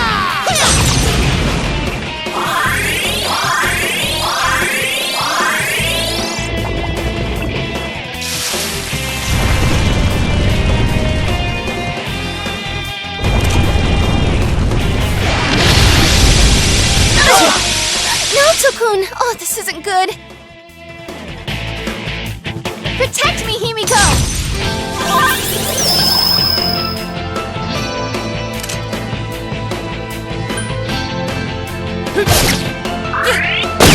Slow down! Persona!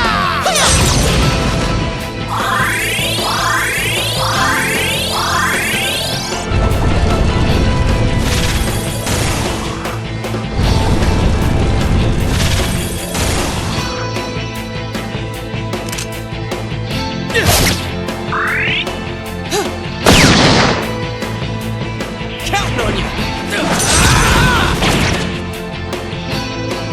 Persona!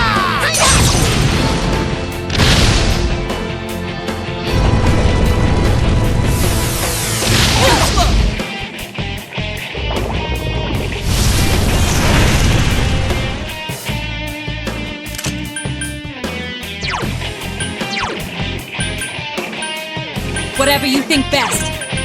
All right, partner. Whatever you say.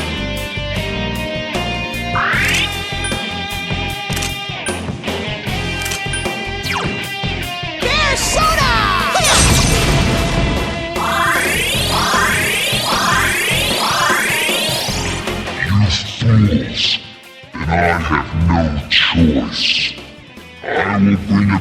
deaths of those who would keep true peace from the world.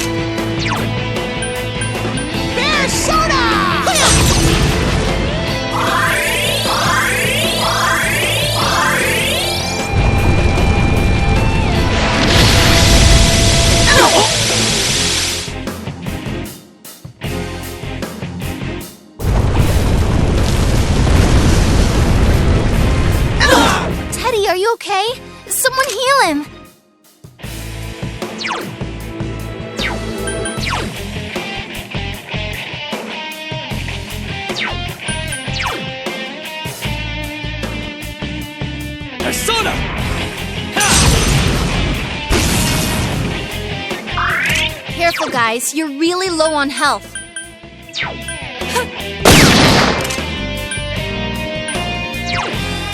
Counting on you!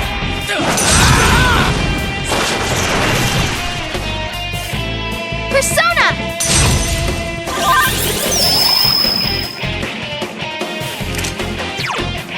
Persona!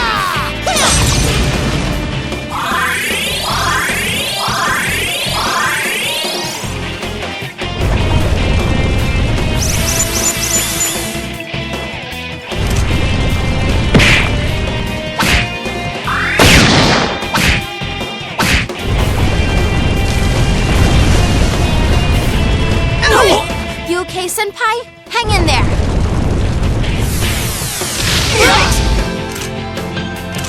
Woo, you're up. Time for a counterattack.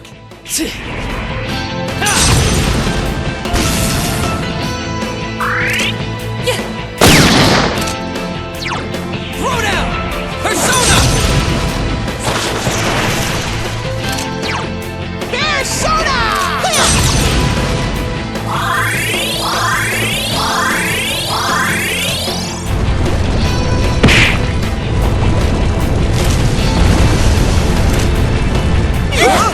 Yosuke Senpai! Oh man! Persona!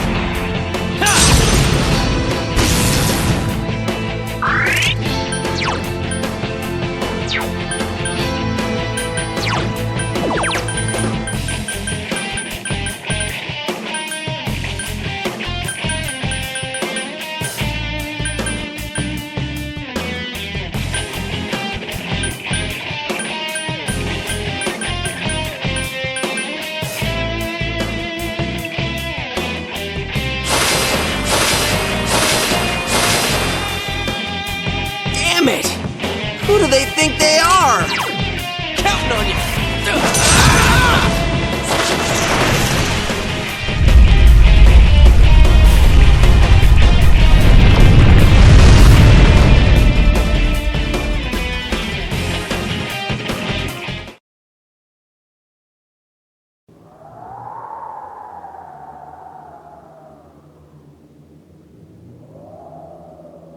I see.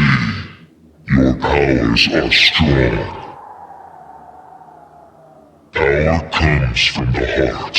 You have proven to me human potential. Very well. I will lift the fog from the place where you will return to.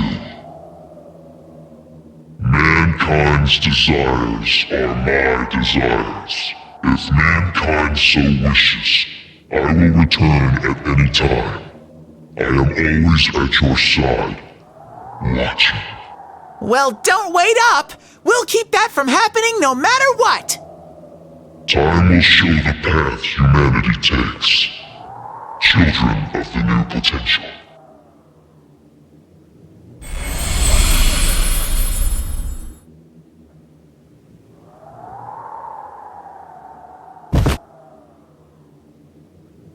You think it was controlling Adachi-san? Who can say? I believe it was at least partially his own intention as well.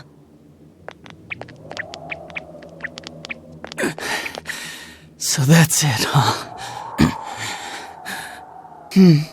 Fine.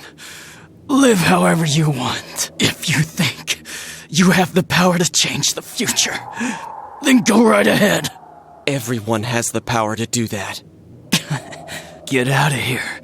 The shadows will finish me off. Just leave me be. You came to kill me in the first place, didn't you? No, dumbass. If we leave you here dying, and a dead body eventually appears, then what? What's that accomplished for anyone? Your stupid game's over. We're taking you back. Live and face your punishment. That's how it works in our world. Right. I'm sure that's the outcome Dojima-san wishes for as well.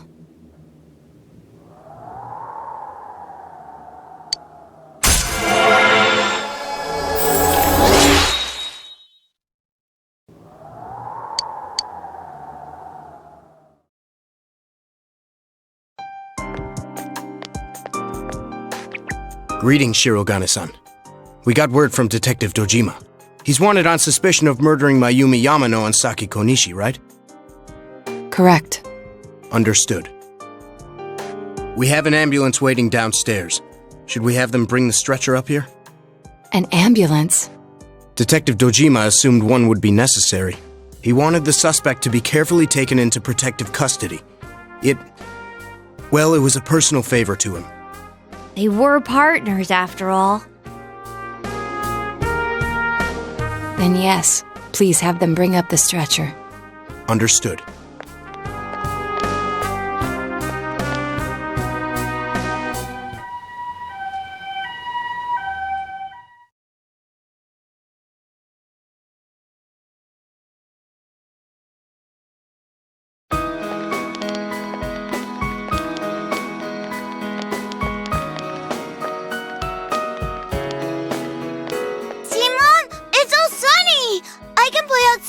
Like you promised, right?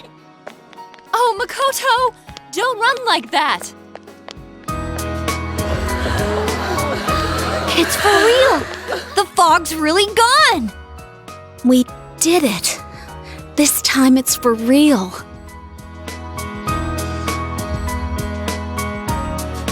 What's up, Senpai?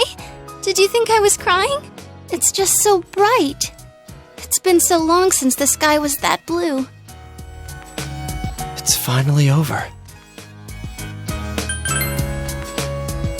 Hey, don't get all sappy. We did this together. But, well, this means we've won.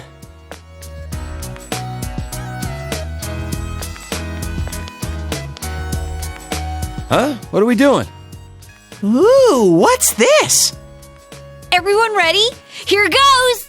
We did it! Woohoo! Why didn't you guys say it? You all joined in when Risa-chan did it! I think that was a little too hard to get on the spot. Which part did you mean for us to say? The woohoo part! Can we just do it over? Man, having to redo something like this kinda kills the fun of it. Alright, Chia, do that weird call again. Not if you're gonna call it weird. People are beginning to stare. I don't think we should stay like this much longer. My hand's getting kinda sweaty. Sheesh. Fine then. It's all yours, Sensei.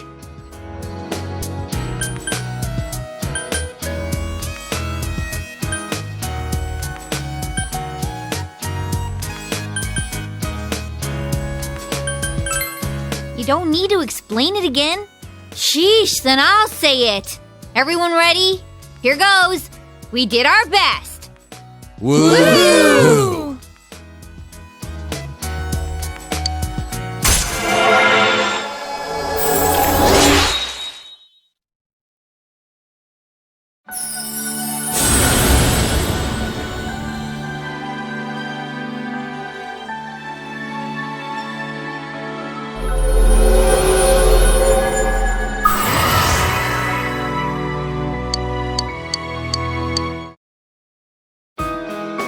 Dude, aren't you supposed to do this before you start something, not after it's over? Huh? Who cares?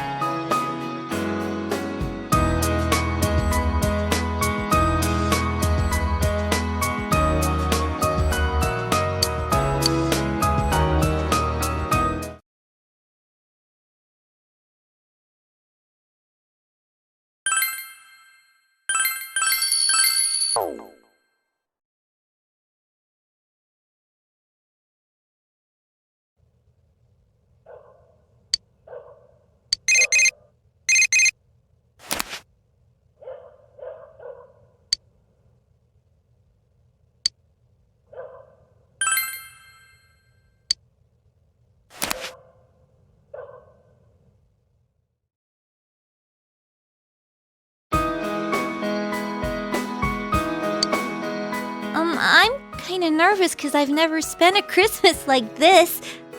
And I'm kinda amazed, too.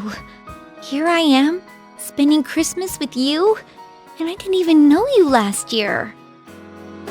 But now we're here together, and I feel happy. You know? Come on, say something. You're making me all embarrassed. Oh, that cake looks delicious. Good choice. This is from me. I'm sure it'll look good on you. I bought it, but I want to challenge myself and make one with my own 2 hands next year. And, I want to celebrate Christmas next year with you too.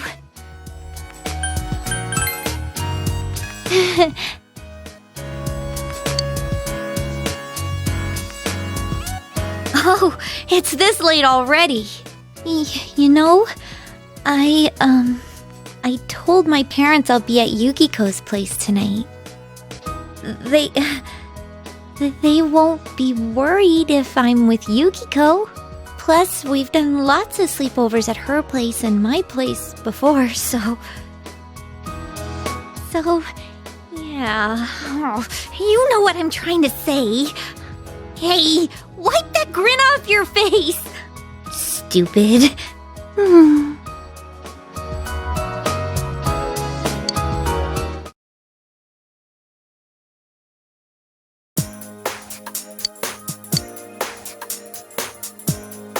So the case is closed for reals this time. I think we can safely leave the rest to the police. Adachi has confessed his crimes, so I'm sure Namatame's presumed guilt will be re-examined as well. I see. Then that really wraps it up. What'll you do now, Teddy? You're not going back over there, are you? You better not, you dumb bear. You don't know how much you worried us last time. I won't suddenly disappear like that again. Damn straight you won't. Man, just stay here, alright?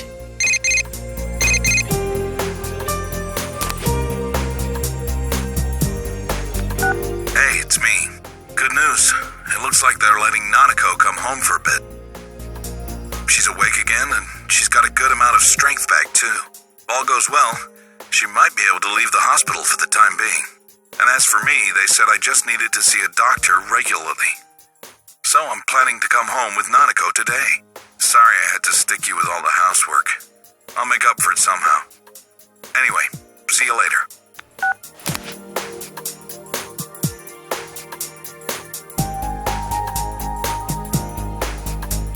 Really? Nanako-chan's coming home? I'm so happy for her. Me too. I'm really glad. The fog's all gone over here because everyone tried so hard. And now Nana-chan's gotten better. Nanako-chan tried hard too. She's such an amazing girl.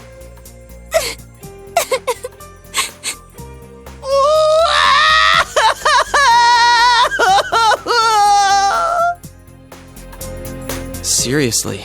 Thank heavens she's okay.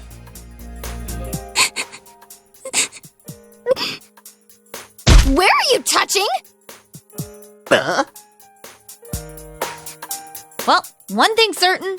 It's party time! Let's throw a big Christmas party for Nanako-chan! A party, you say? I'm sure Nana-chan will be delighted. We'll need a cake then. Guys, please say you're not gonna... Huh? We're gonna make one. Of course we're gonna make one. I've already researched the ingredients. Hey, wait a sec. Whoa there! That's way too tall an order for you! Let's go to the grocery department. Come on, Nato-kun, you too. But I've never baked a cake. Don't worry, neither have we.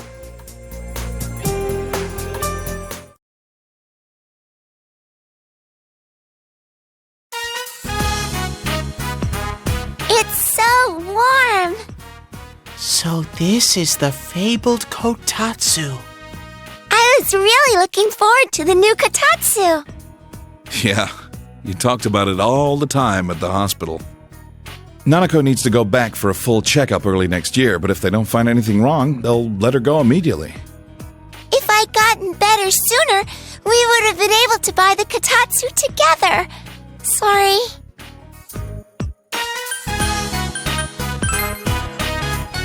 Okay, next time, let's go together.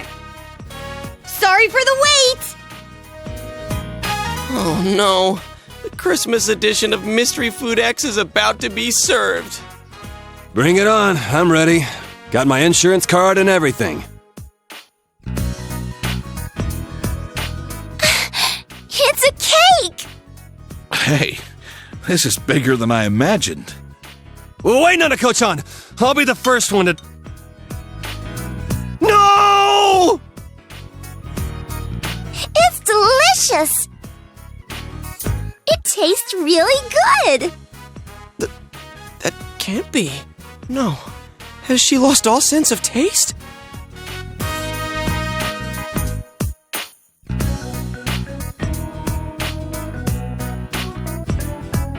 Did you guys really make this? Huh? Of course we did. Does it actually taste like something? It's not hot, is it? How is it, Kanji? It's amazing! You know what they say about true talent not needing to show off. Turns out we had good taste in cooking after all.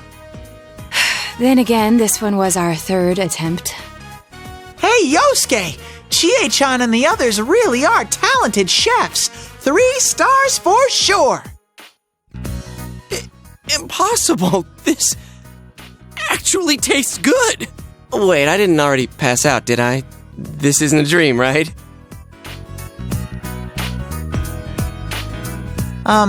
Nana-chan, guess what I have?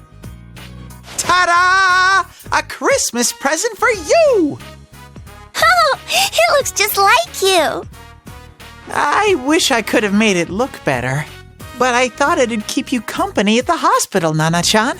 Oh, and it's made from 100% pure teddy fur. I'm a guy who's all about using all natural materials. Isn't that nice of him, Nanako? Teddy fur. Uh-huh. Thank you, Teddy. I have to thank you all again. Adachi confessed to the 2 murders. He insists it was him who hung the bodies, too. There are still things that are unclear about his story, but he's most likely gonna pay for his crimes. Anyway, this was one strange case. If what you said about a world inside the TV was true, then everything might make sense. Though I still don't believe it. Some things in this world just can't be explained. Like Nanako. She made a miraculous recovery, and now she's as healthy as ever. Back in the day, my own senpai on the force told me something. There's an underside to everything that you can never see. This case has made me think about a lot of things.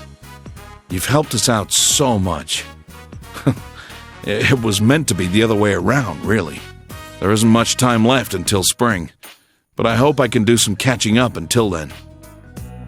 That's right. You're only here until spring, huh? Senpai, you're going back? It won't be the same without you. Sensei, are you going somewhere?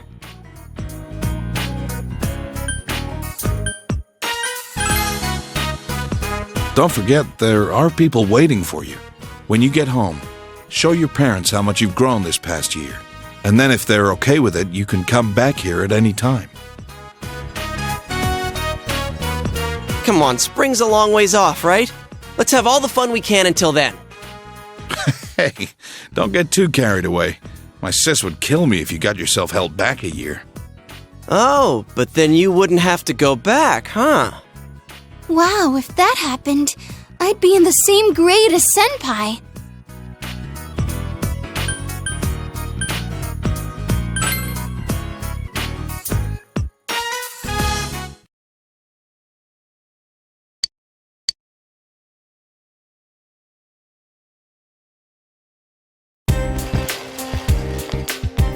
Yo!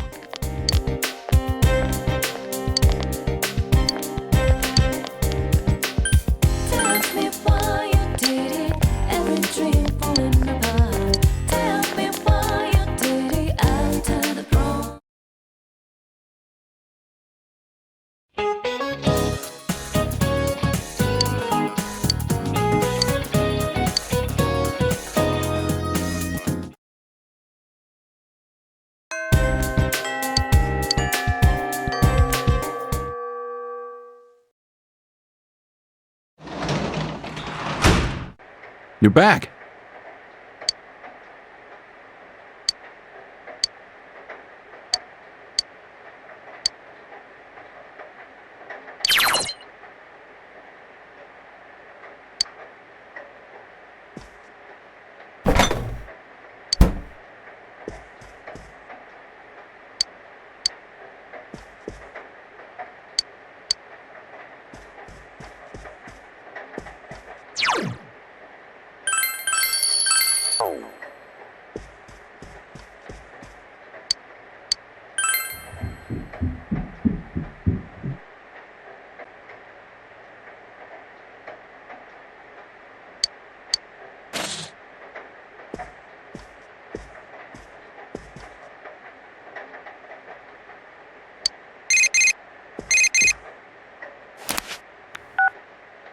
Off the phone with Chie.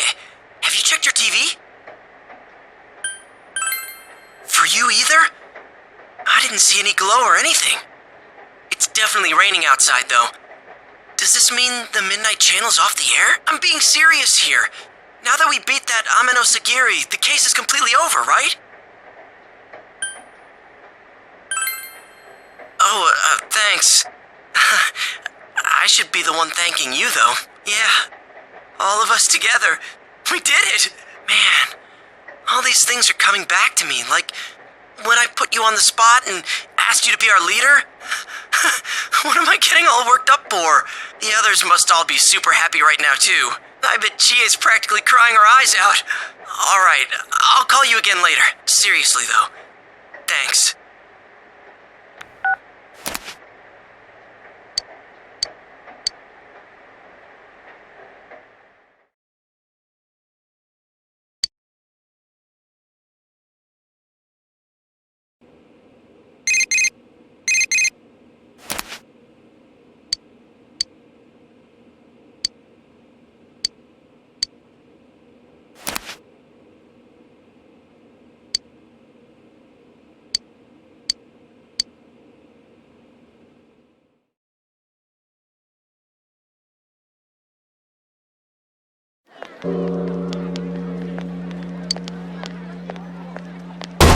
Sorry.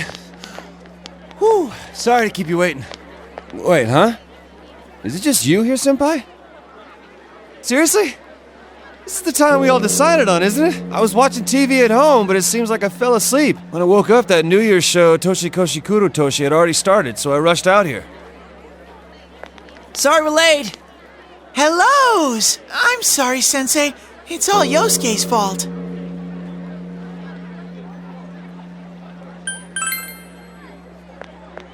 Come on, Yosuke. You owe Sensei a full apology for making us late. Me? It was 100% your fault. But I am sorry about making you wait. We had an emergency at work. Everyone had to refill all of the lucky draw bags.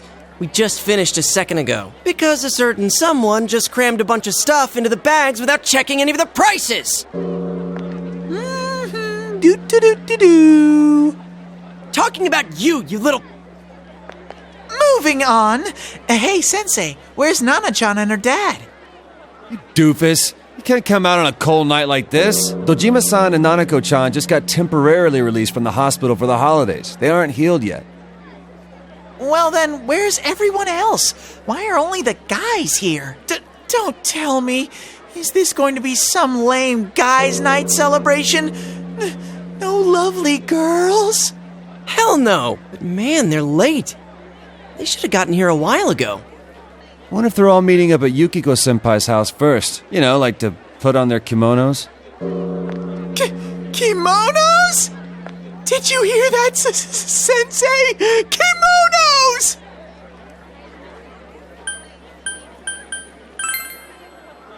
Aren't you getting worked up about this a bit too early?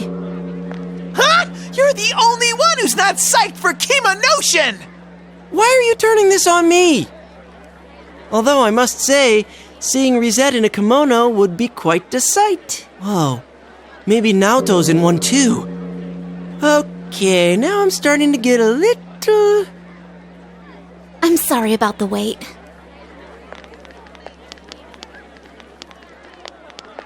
Sorry. We went to buy some heating packs and ended up running late. We're sorry.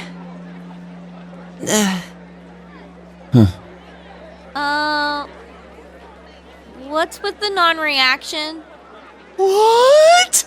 Where are your kimonos? Why would I be in a kimono? We aren't going to be out long enough to bother with putting one on. See, that's what I thought. I told you all that from the beginning. Ow, my ears! You got your hopes up on your own. Don't take it out on us. A girl has to save her best outfits for the moments that count the most. Huh?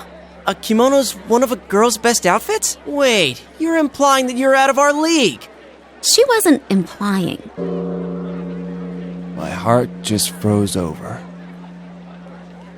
Shouldn't we be more mindful of the time? If we don't hurry, we'll have to do the countdown here at the entrance.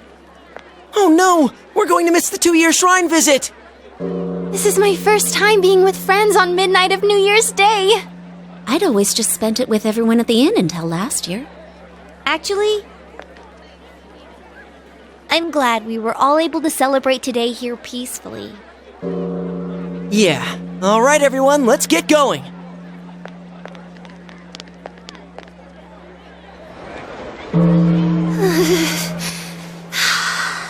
Staying still makes me cold.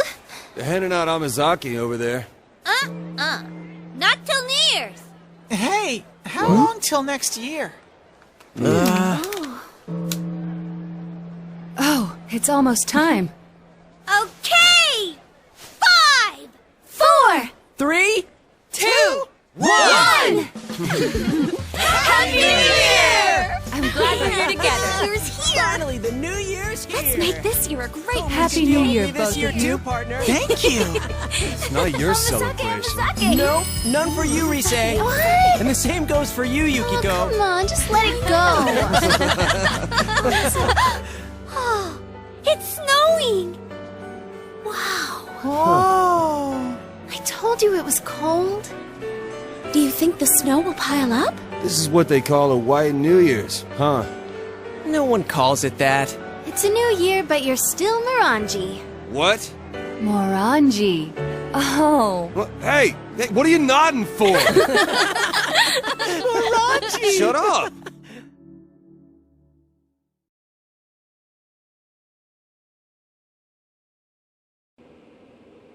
The leading group has crossed the Big Showa Bridge, and they're using their final kick as they prepare to hand off. The runners for the next leg wait for their turn to don the sash and run. This relay point was changed in 2009. Ah, there you are.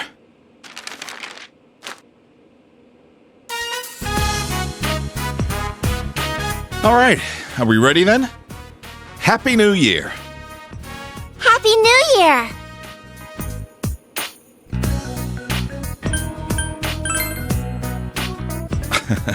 Your appetite comes first, huh? Well, I guess that's natural for a kid your age.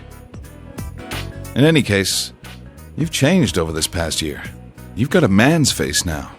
I didn't see you while I was hospitalized, and that's what made me notice. I feel relieved, since so much happened.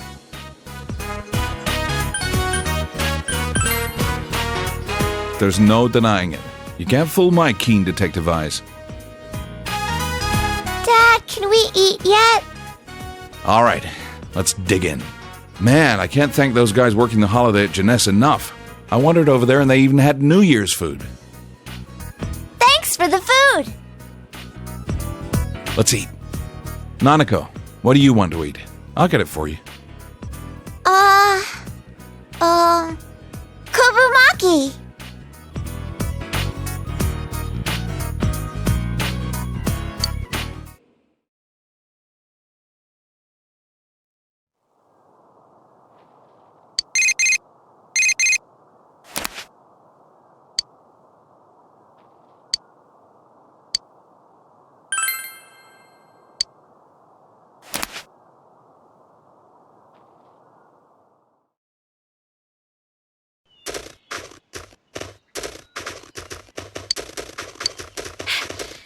Sorry for the wait. Happy New Year! Oh wait, I already told you that. So, how does my kimono look?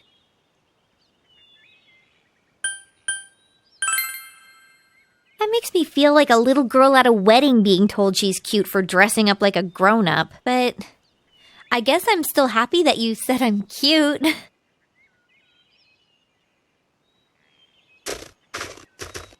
Since I'd never really considered wearing a kimono on New Year's until now, and because of my tomboyish personality, my family teased me so much about wearing my kimono out today. The moment seemed right, so I decided to tell all of them about you. Well, that's it.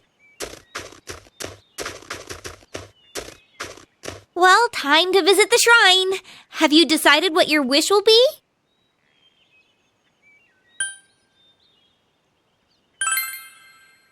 Oh my god, the most cliché wish ever. And you said it with a totally straight face. Although, I couldn't come up with anything better. I was gonna wish for the same thing. Alright, since I really want my wish to come true, I'm not gonna skimp. 500 yen offering!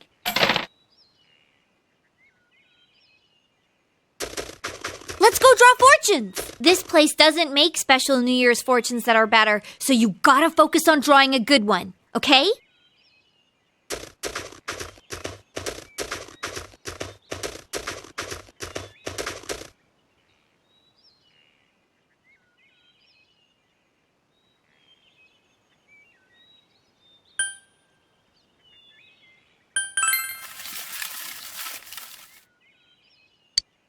Not bad. I got a half blessing. I forget which one is better, half blessing or small blessing. Oh well, ordinary is best anyway. But if your romance fortune was a lot better than mine, then that wouldn't be good.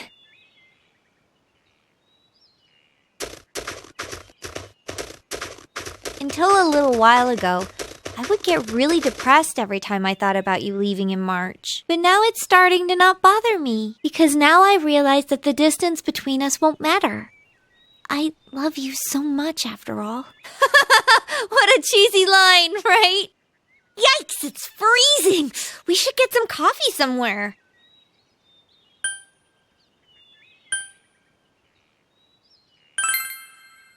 My house? Oh, that's fine. But everyone's at home. I mean, you remember that I told my family about you today, right? So, it would be like I was introducing you to my family?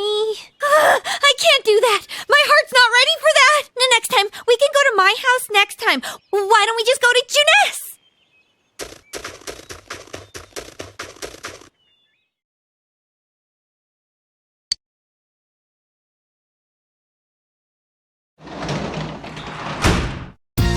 Welcome back.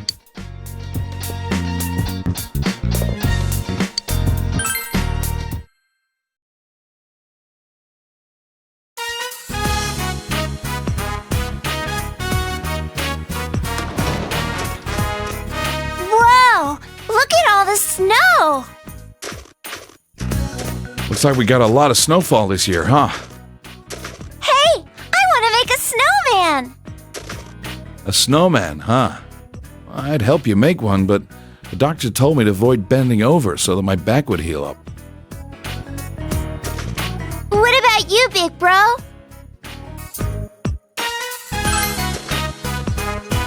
Yay! Nanako, don't get too worked up, all right? You'll get sick and have to stay at the doctor's for a long time. Okay. If you get cold, come right in. Can you promise that? Uh-huh.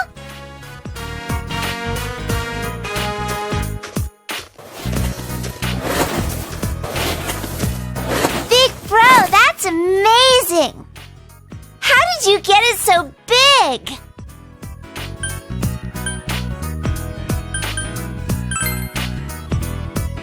Whoa! Being an adult is amazing! When I become an adult, let's make a huge snowman together! Alright, I think you two have done enough. Let me help now. I think I can take it home from here.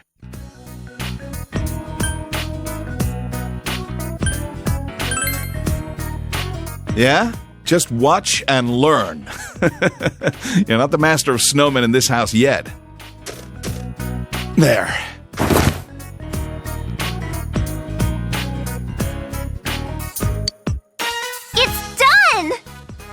Still needs a face, though. We should draw one for it.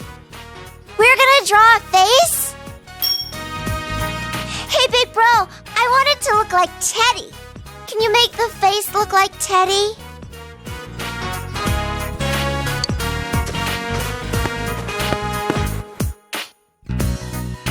It's a Teddy man!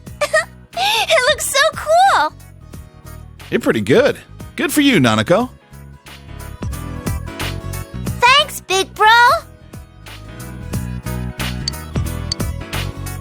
If we don't go in soon, you'll catch a cold.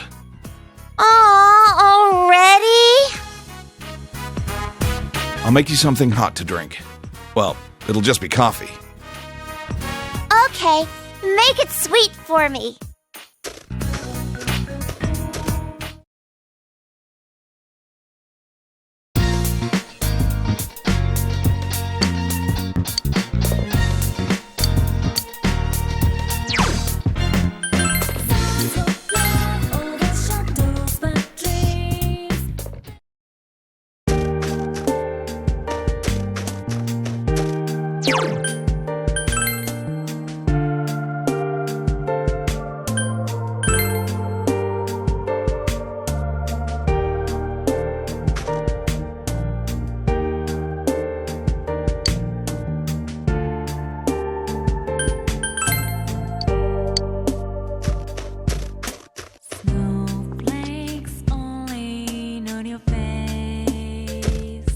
My.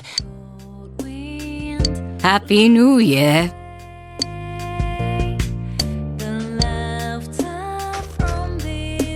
My. Happy.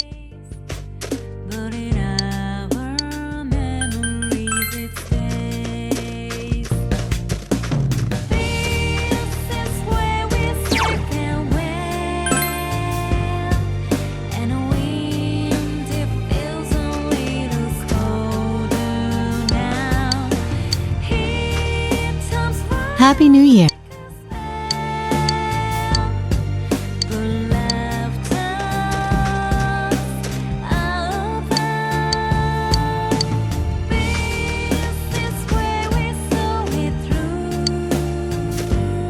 Happy New Year.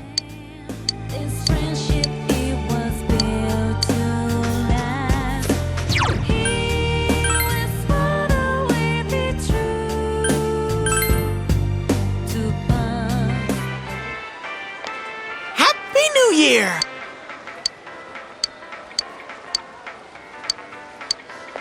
Happy New Year.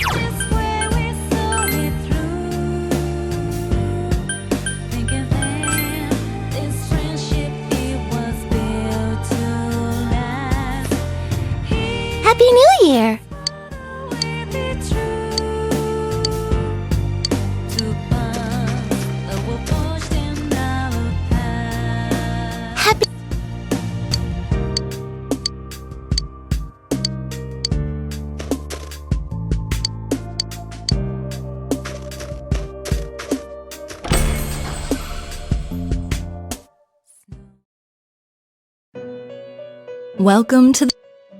Ah, I remember now. I have something I must tell you. Marie has left this room. I suppose that means that her purpose here has come to an end. From now on, I shall take on her role. Is there anything else I may help you with today?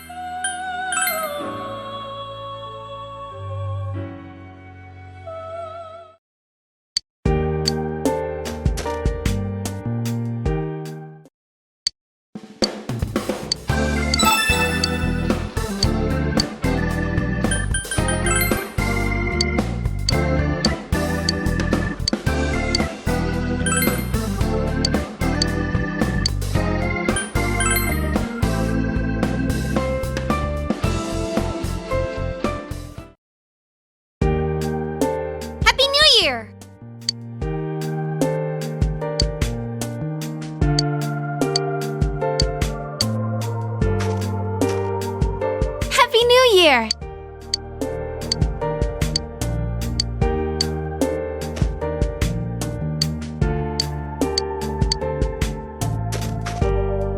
Happy New Year.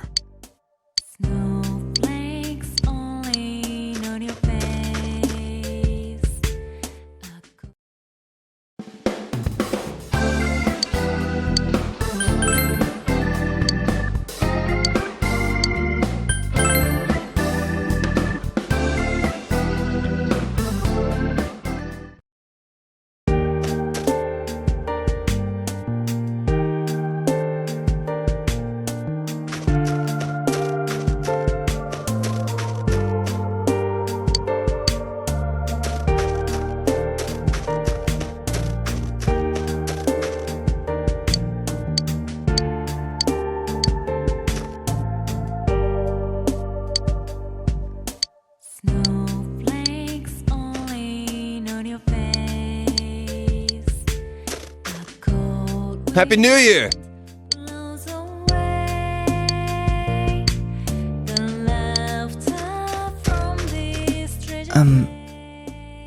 I'm...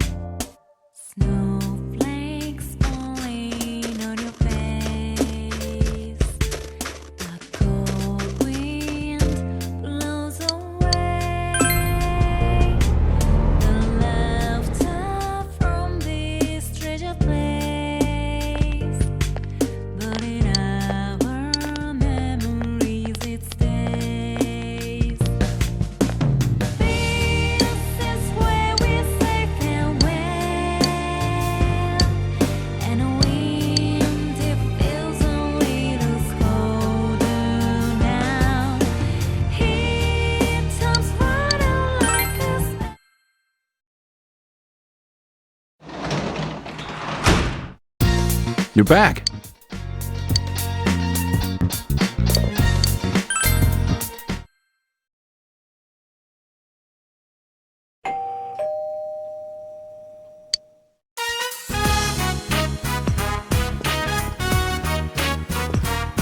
Happy New Year! Oh, wait, I already said that. I hope we get along this year, too. But I already said that. Sorry to drop by unannounced. I thought about calling you, but we were already in the area. Thank you for inviting me in. You've got to wait for him to actually invite you in first. Sheesh.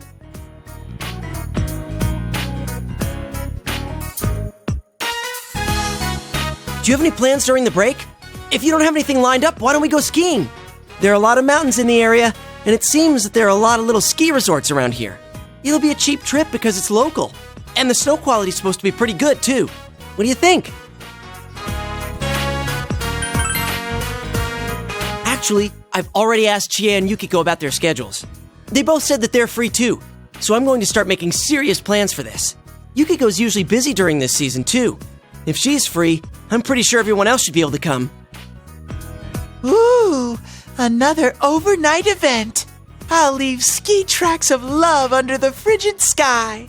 Hey, Yosuke, do we have a plan for our second chance at a surprise sneak-in? Why are you assuming that we're going to try that again? What happened last time was bad enough. It ain't over till it's over. That doesn't make much sense. I mean, stop bringing that up. We're talking about skiing here. Skiing? Ah, you guys are here. Hello. Sorry for barging in. Oh, and Happy New Year. Oh yeah, same to you. Well, we're gonna go now. Sorry, but I'm leaving you to fend for yourself for a while. We should be back by the middle of the month. Are you going on a trip? Nah, we're headed to the hospital. Nanako was only allowed to leave the hospital for New Year's. I need to take her back. Seriously? I'm sorry, I shouldn't have mentioned stuff like skiing at a time like this. No, that's okay. Nanako's getting better, but the doctor wants to be sure, just in case. I'll be going along for physical therapy and to keep her company. But I'm all better. You don't want there to be any germs hiding away inside you, do you? Don't worry, I'll be with you. It won't be for much longer, okay?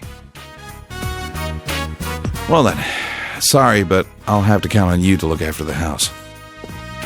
See you, big bro.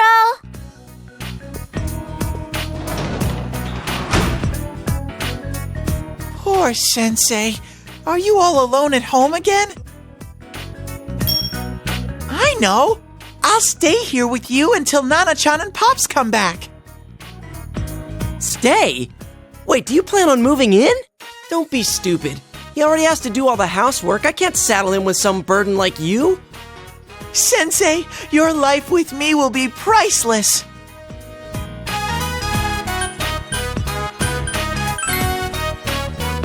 Wowee! Now that's my Sensei! You're agreeing just like that? Man, I'm no kanji, but you seriously are an easygoing guy. Now that that's decided, I'm gonna go get my bare longings and some snacks. Man, he's out of our control.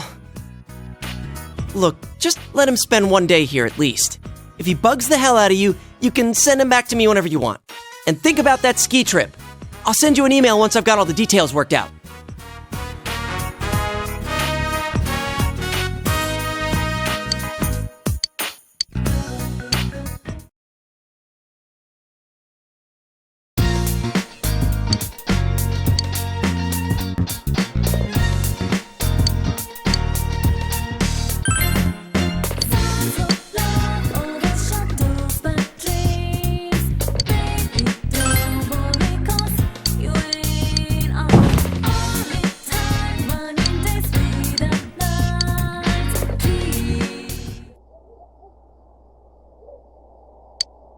Oh!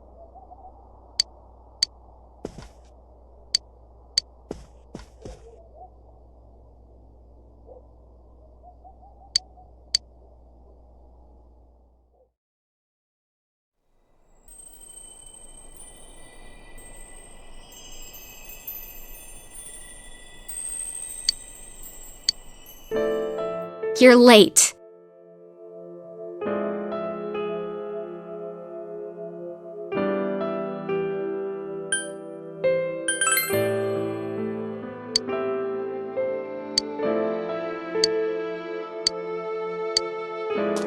See ya.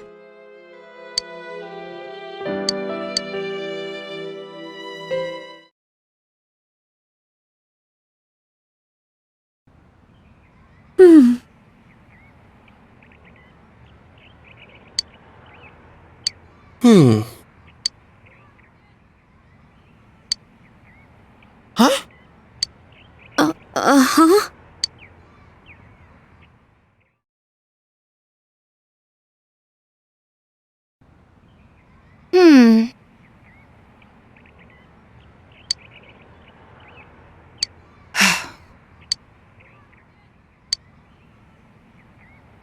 Of course.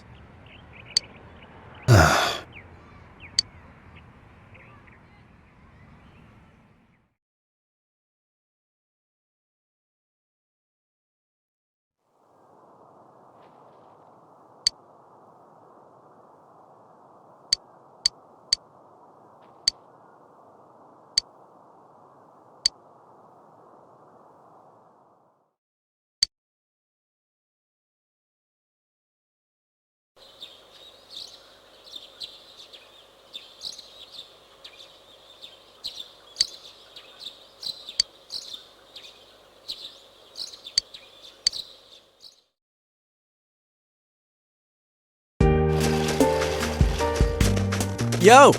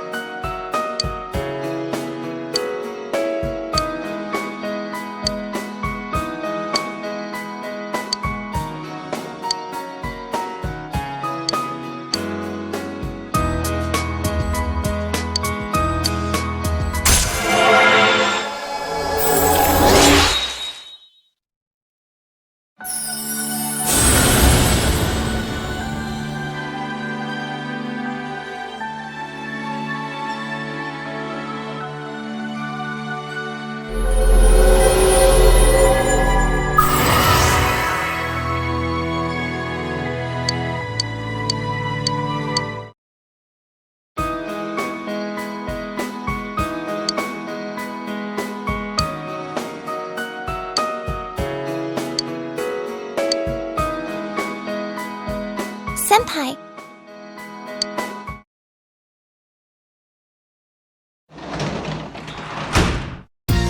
Welcome home!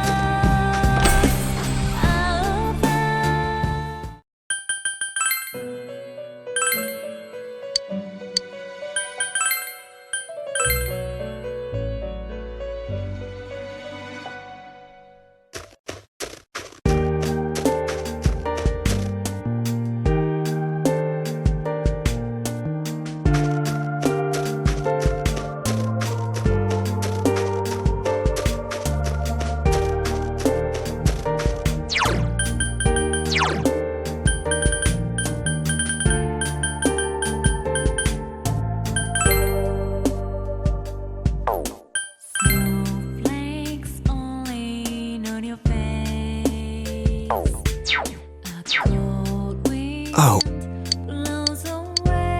Yes.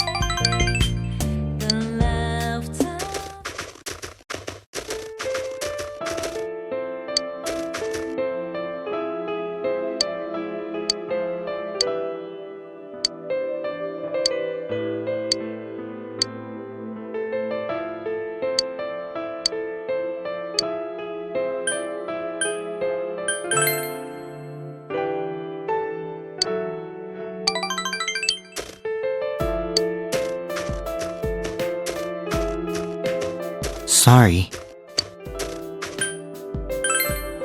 Yeah.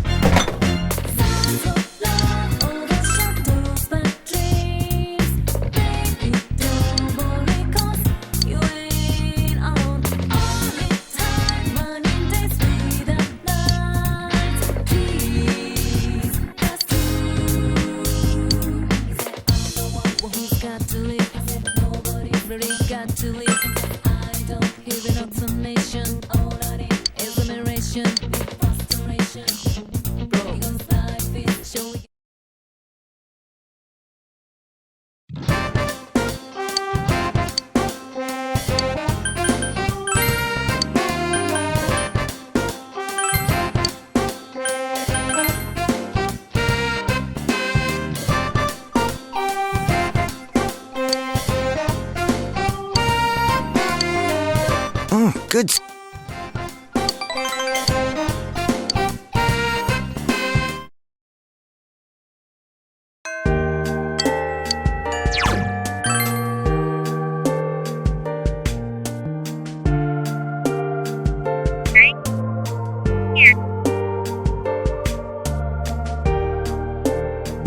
Hey. Thank you.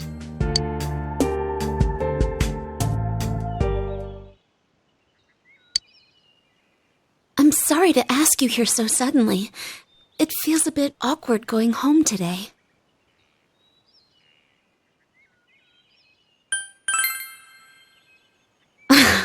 Thank you. It's actually Customers' Day for me today. That's a day when the inn's employees take turns being customers. We've done it every now and then for a while, but I decided to participate this time too. I wanted to see from a customer's point of view if our inn is truly satisfying, so I asked them to sign me up.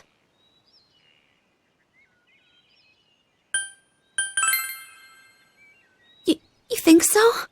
I was embarrassed. I played customer once before, too, but it made me a little uncomfortable. It was strange having Mother and everyone say things like, "Welcome" to me. That's why I wanted to stay out of it a little longer. But I brought this on myself.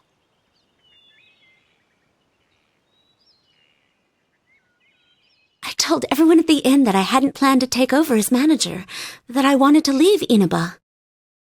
I thought it would be me finally coming clean to everyone, but they all just laughed and said they knew already. It made me realize how small I was. I was surrounded by good people, but I didn't understand that at all. I had myself convinced I had to bear my problems alone. I lied to myself, looked away from small opportunities, and only put my efforts into leaving it all behind. But after making so many good friends like you and Chie, I realized something. If I'm going to take one step at a time away from here, every step I use to run will take me somewhere I don't want to be. And if I keep averting my eyes, one day I might find myself blind to everything. When I open my eyes, I see how vast the world is. If I was alone, I think it would be incredibly scary. But fortunately, I'm surrounded by kind, supportive people. Now I hope I can grow into someone that can support them in turn.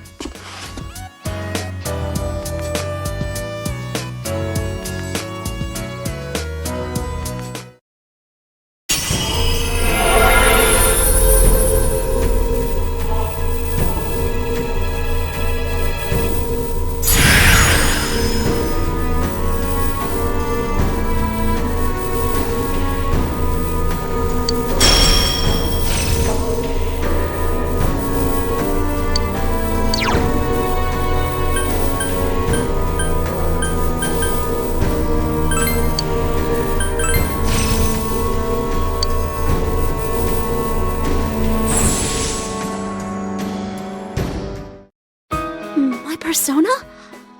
I see. So I can still change. As long as all of you are with me, I think I can go on without making mistakes. So, I hope we'll always be friends.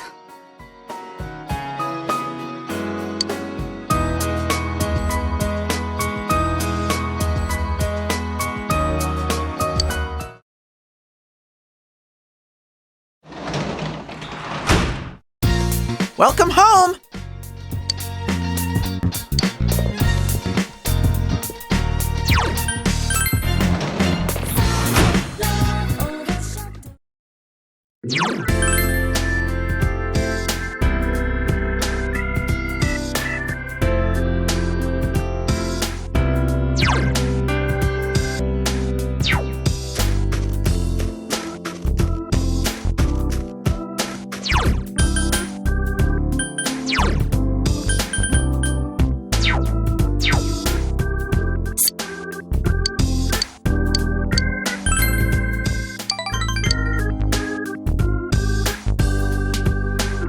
Cold.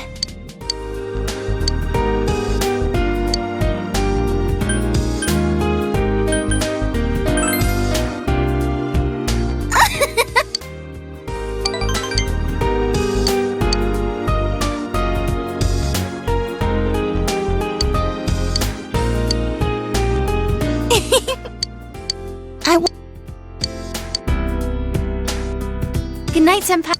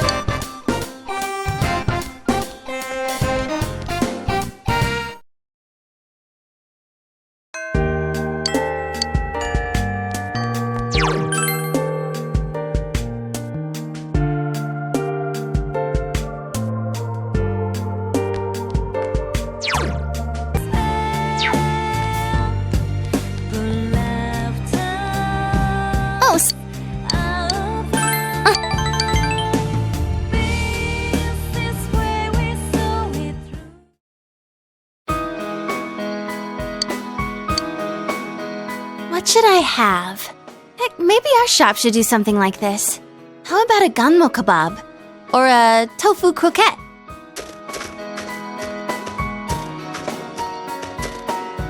Well, if it isn't Rise-chan. You're the deputy mayor, right? Good afternoon. I heard the news. You know, about the upcoming film. You haven't heard yet? You know Kanamin, right? Kanamimashita. They're gonna be filming nearby, right? I hope they stop by Inaba, too. Oh, I know. Why don't you ask? Kanamin. I don't have anything to do with them anymore. But wait, how many are coming? We only have small bed and breakfasts around here. Got it! They can stay at the Amagi Inn. All right, I need to go tell that manager guy I was just talking to.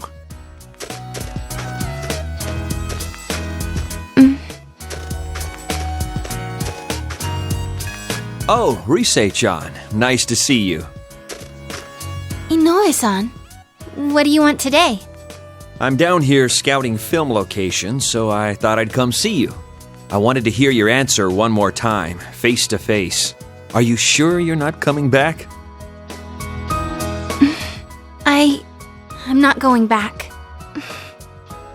I see. Okay, I understand. Well, now I can focus on my new job. I signed up as Konami Mashita's manager. Remember how we were talking about doing that movie? They picked Konami as your replacement. We're gonna sell Konami. I have every confidence she'll be just as popular. No, even more popular than Risette. I see. Although Konami is an ordinary girl, we have to polish her so she sells. But you had that spark.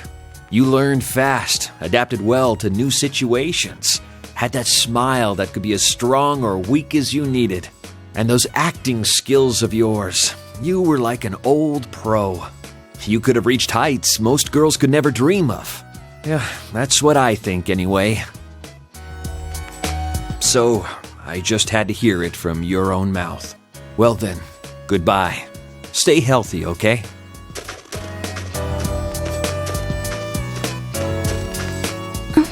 What the heck? That's not fair. After he made me answer? He never told me any of that when we were still working together. Acting skills? Of course I have them. What the heck? Telling me all that stuff now? It's too late. Hey, why am I crying? There's no reason to cry. There's nothing to be sad about. Nothing. Senpai, I don't know why I'm crying.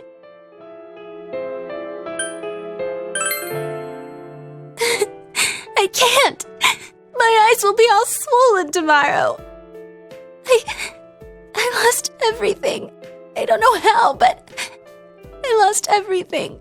I'm scared. I'm sad. What's going on? Senpai, please, stay here. Stay by my side. Senpai.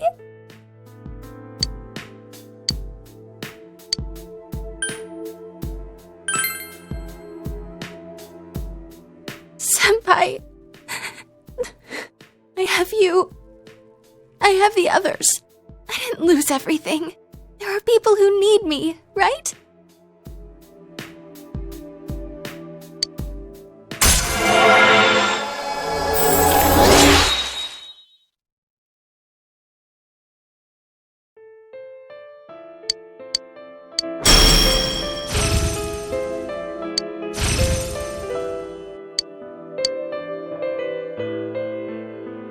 I'm going home now. My head's all messed up. I need time to think it all over. About how I feel now. I don't want to lose anything more. Goodbye, Senpai.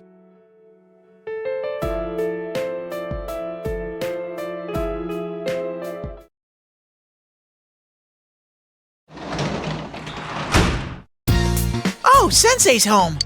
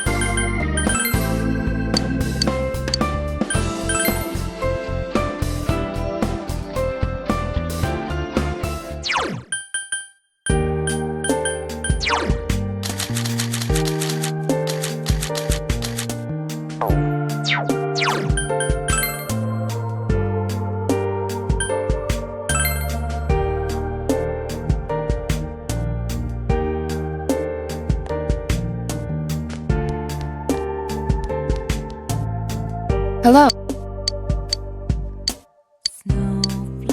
Yes.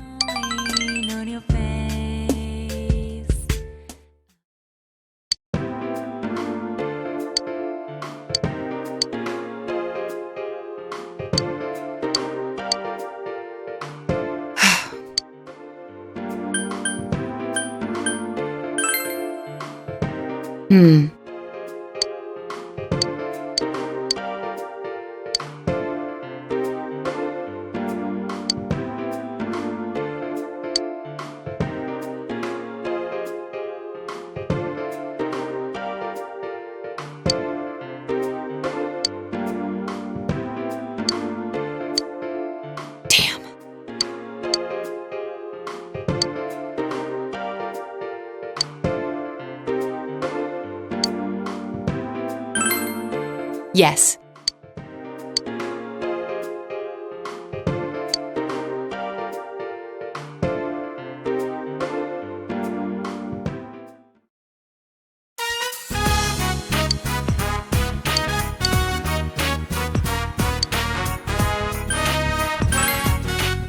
Huh?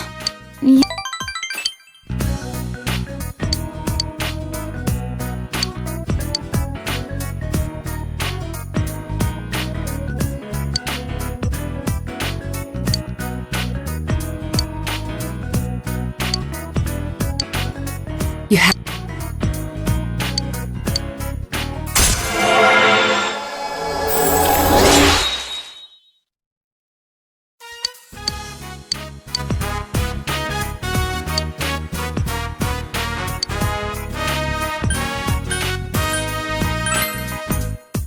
Yeah. Us.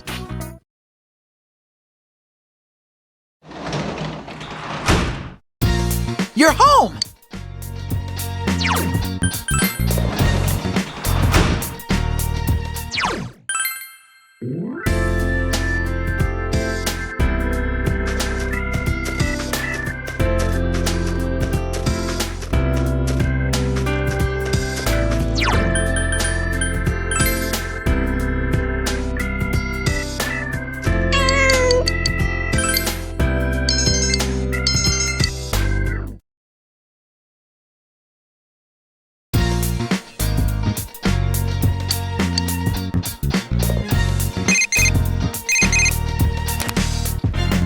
Yeah,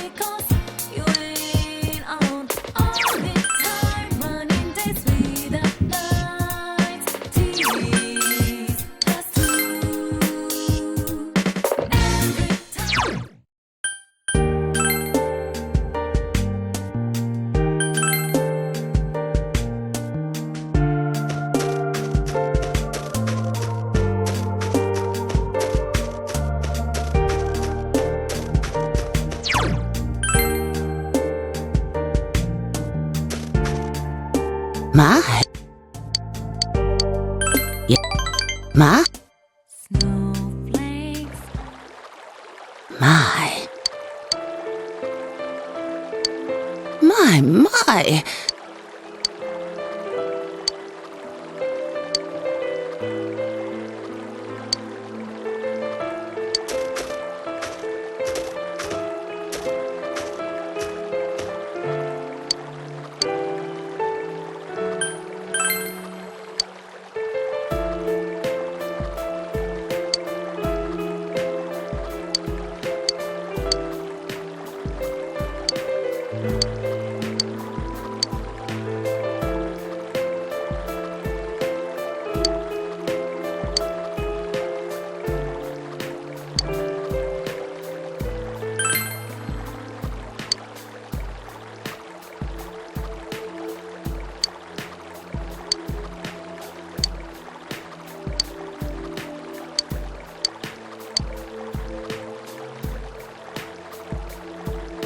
but...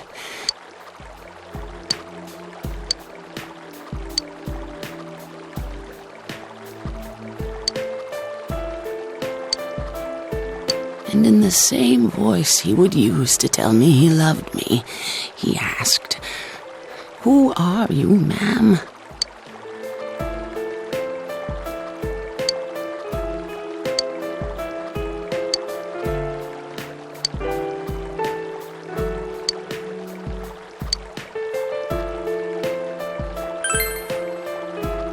I was relieved.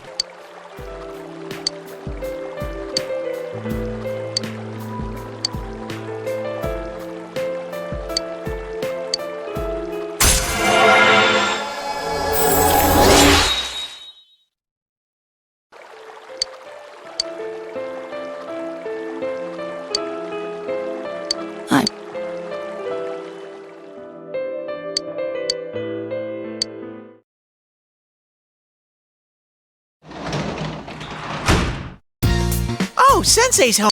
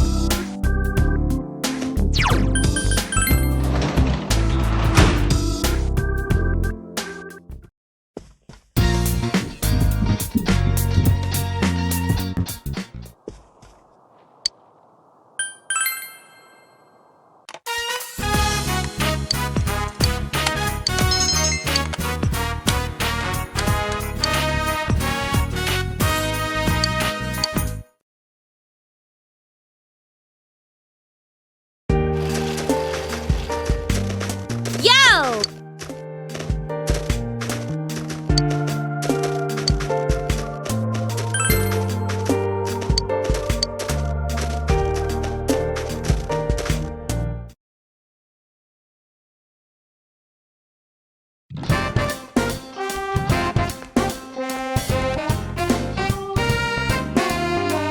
Good day.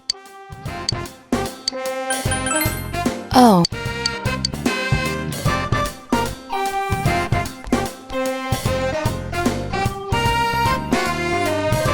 What's up?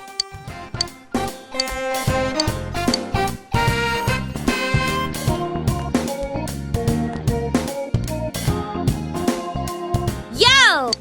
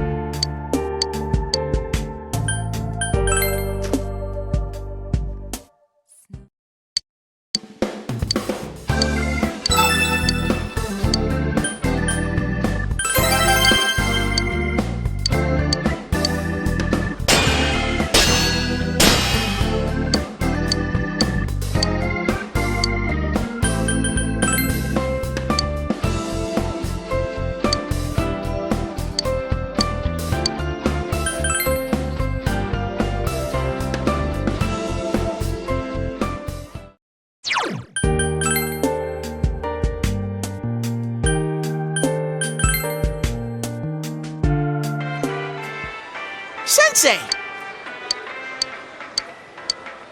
Woohoo!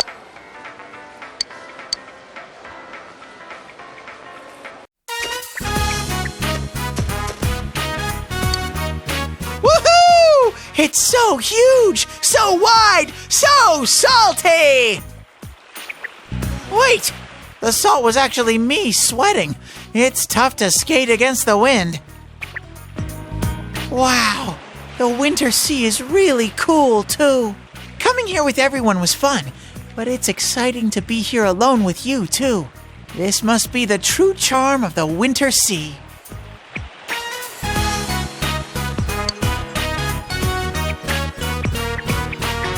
Sensei, over here! Let's do that thing people are supposed to do on the beach and run around in the surf! Come on, try and catch me!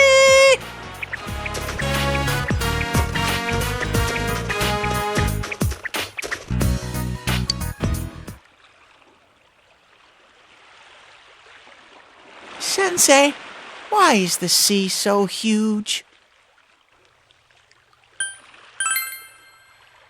The world. I know what that is. It's where everything is, and everything in it is connected. The sea's sparkly. I didn't know anything about anything until I met you and everyone else. Fun things, feelings that make me want to cry, how the sea is so beautiful. I didn't know anything, and I never thought about wanting to learn either. I can feel all kinds of things in me now. All these feelings created after I met all of you. I think that's my life. It's these different feelings that keep me going. There's still tons of things I don't understand, and I don't know what I'm gonna do from here either. But I've decided that I'm gonna do the best with this life that I can. Even though I was scared, I took a step forward and discovered such a wonderful, shiny world. That's why you too, Sensei. Sensei!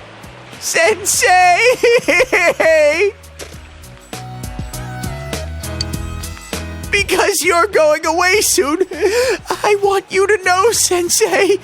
But I felt like if I told you, then you'd leave for good.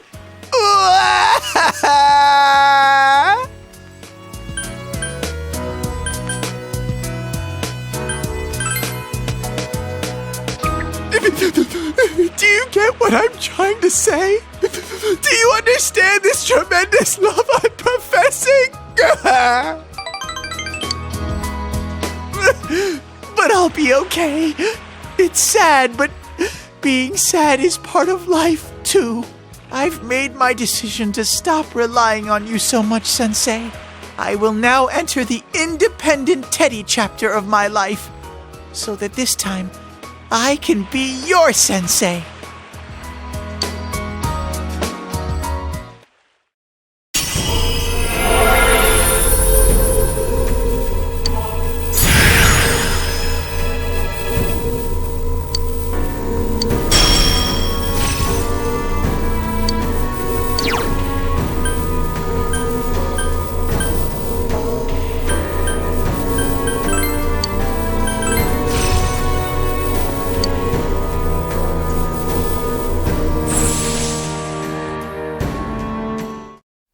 Holy moly! Something came out! I'm an all-new model now! Teddy version 3! Or is it 4? Maybe I should study counting first. Oh, but even though I've entered my independent phase, I'm still gonna have Yosuke take care of me.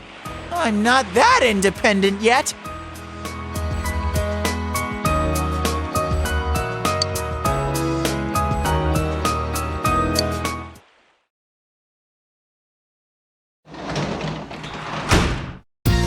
Welcome home!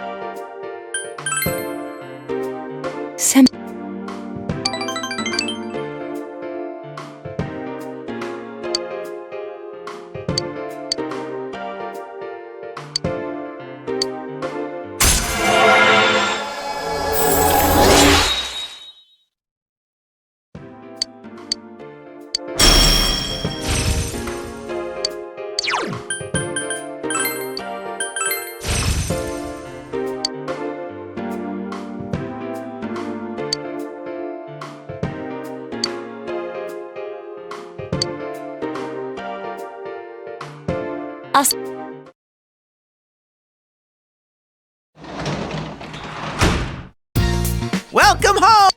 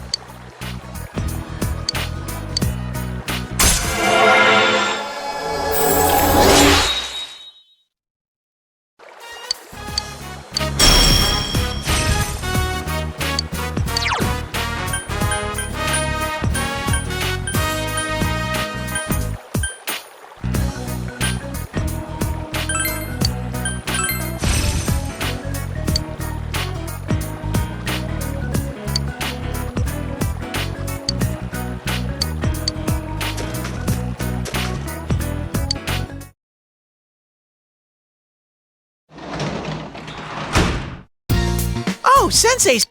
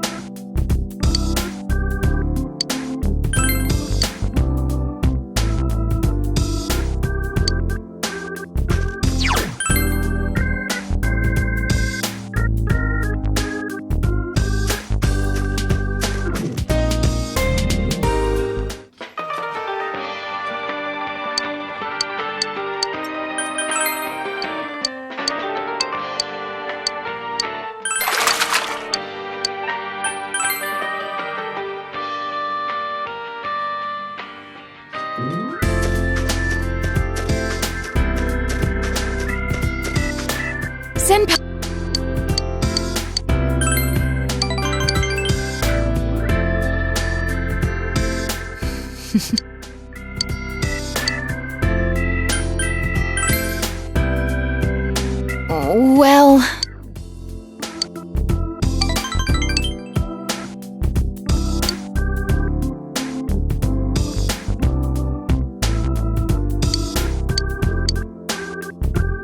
Oh.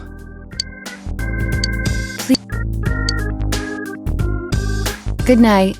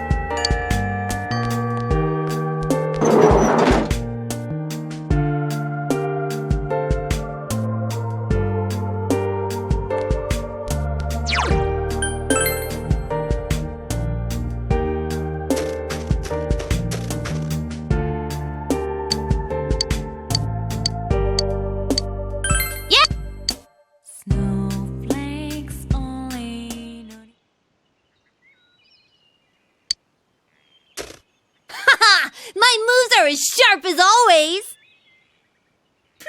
I guess this is more my thing after all. Oh, my shoulders were stiff because I've been doing stuff lately that I'm not used to. Huh? No, that's okay. No thanks. When Yukiko gave me one the other day, I got so ticklish that I almost died laughing. Actually, Oh, you promise you won't laugh? I was studying and stuff.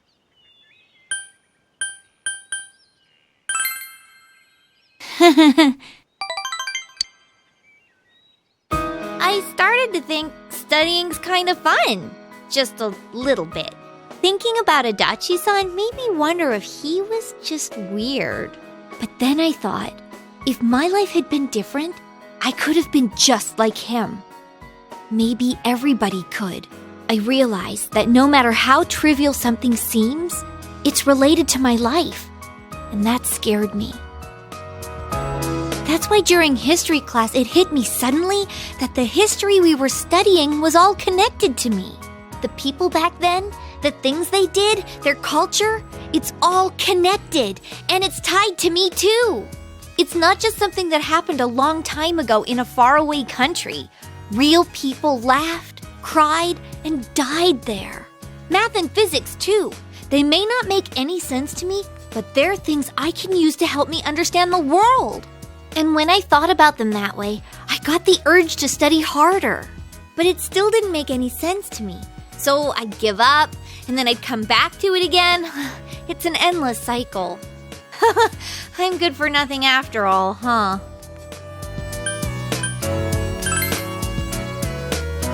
Sure! I know I'll understand better with you explaining to me. My way of thinking has changed a lot over this past year. But I think what changed the most is that I like this town now. I didn't hate it before, but it didn't really mean anything to me. Now, though, I realize that everyone is here. Yukiko, Yosuke, even you. All my friends and family. It was the people I believed in that gave me the strength to see the case through. So even if some other weird thing shows up again, I'll be okay as long as everyone's with me. If I believe in them and myself, I can always find a path. That's what I think.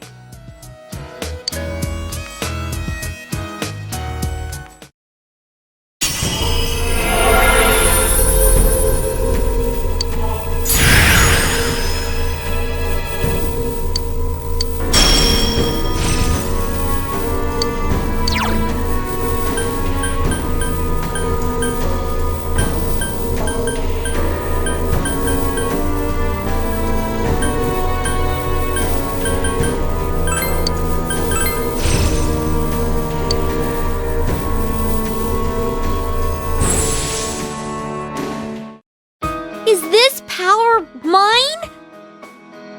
I wonder if this'll help me do more to protect the ones I love. That includes you too, you know. Since I love you. What? No, I'm gonna be the one protecting you. I mean, I love you more. Wait, what have you got me saying? Sheesh.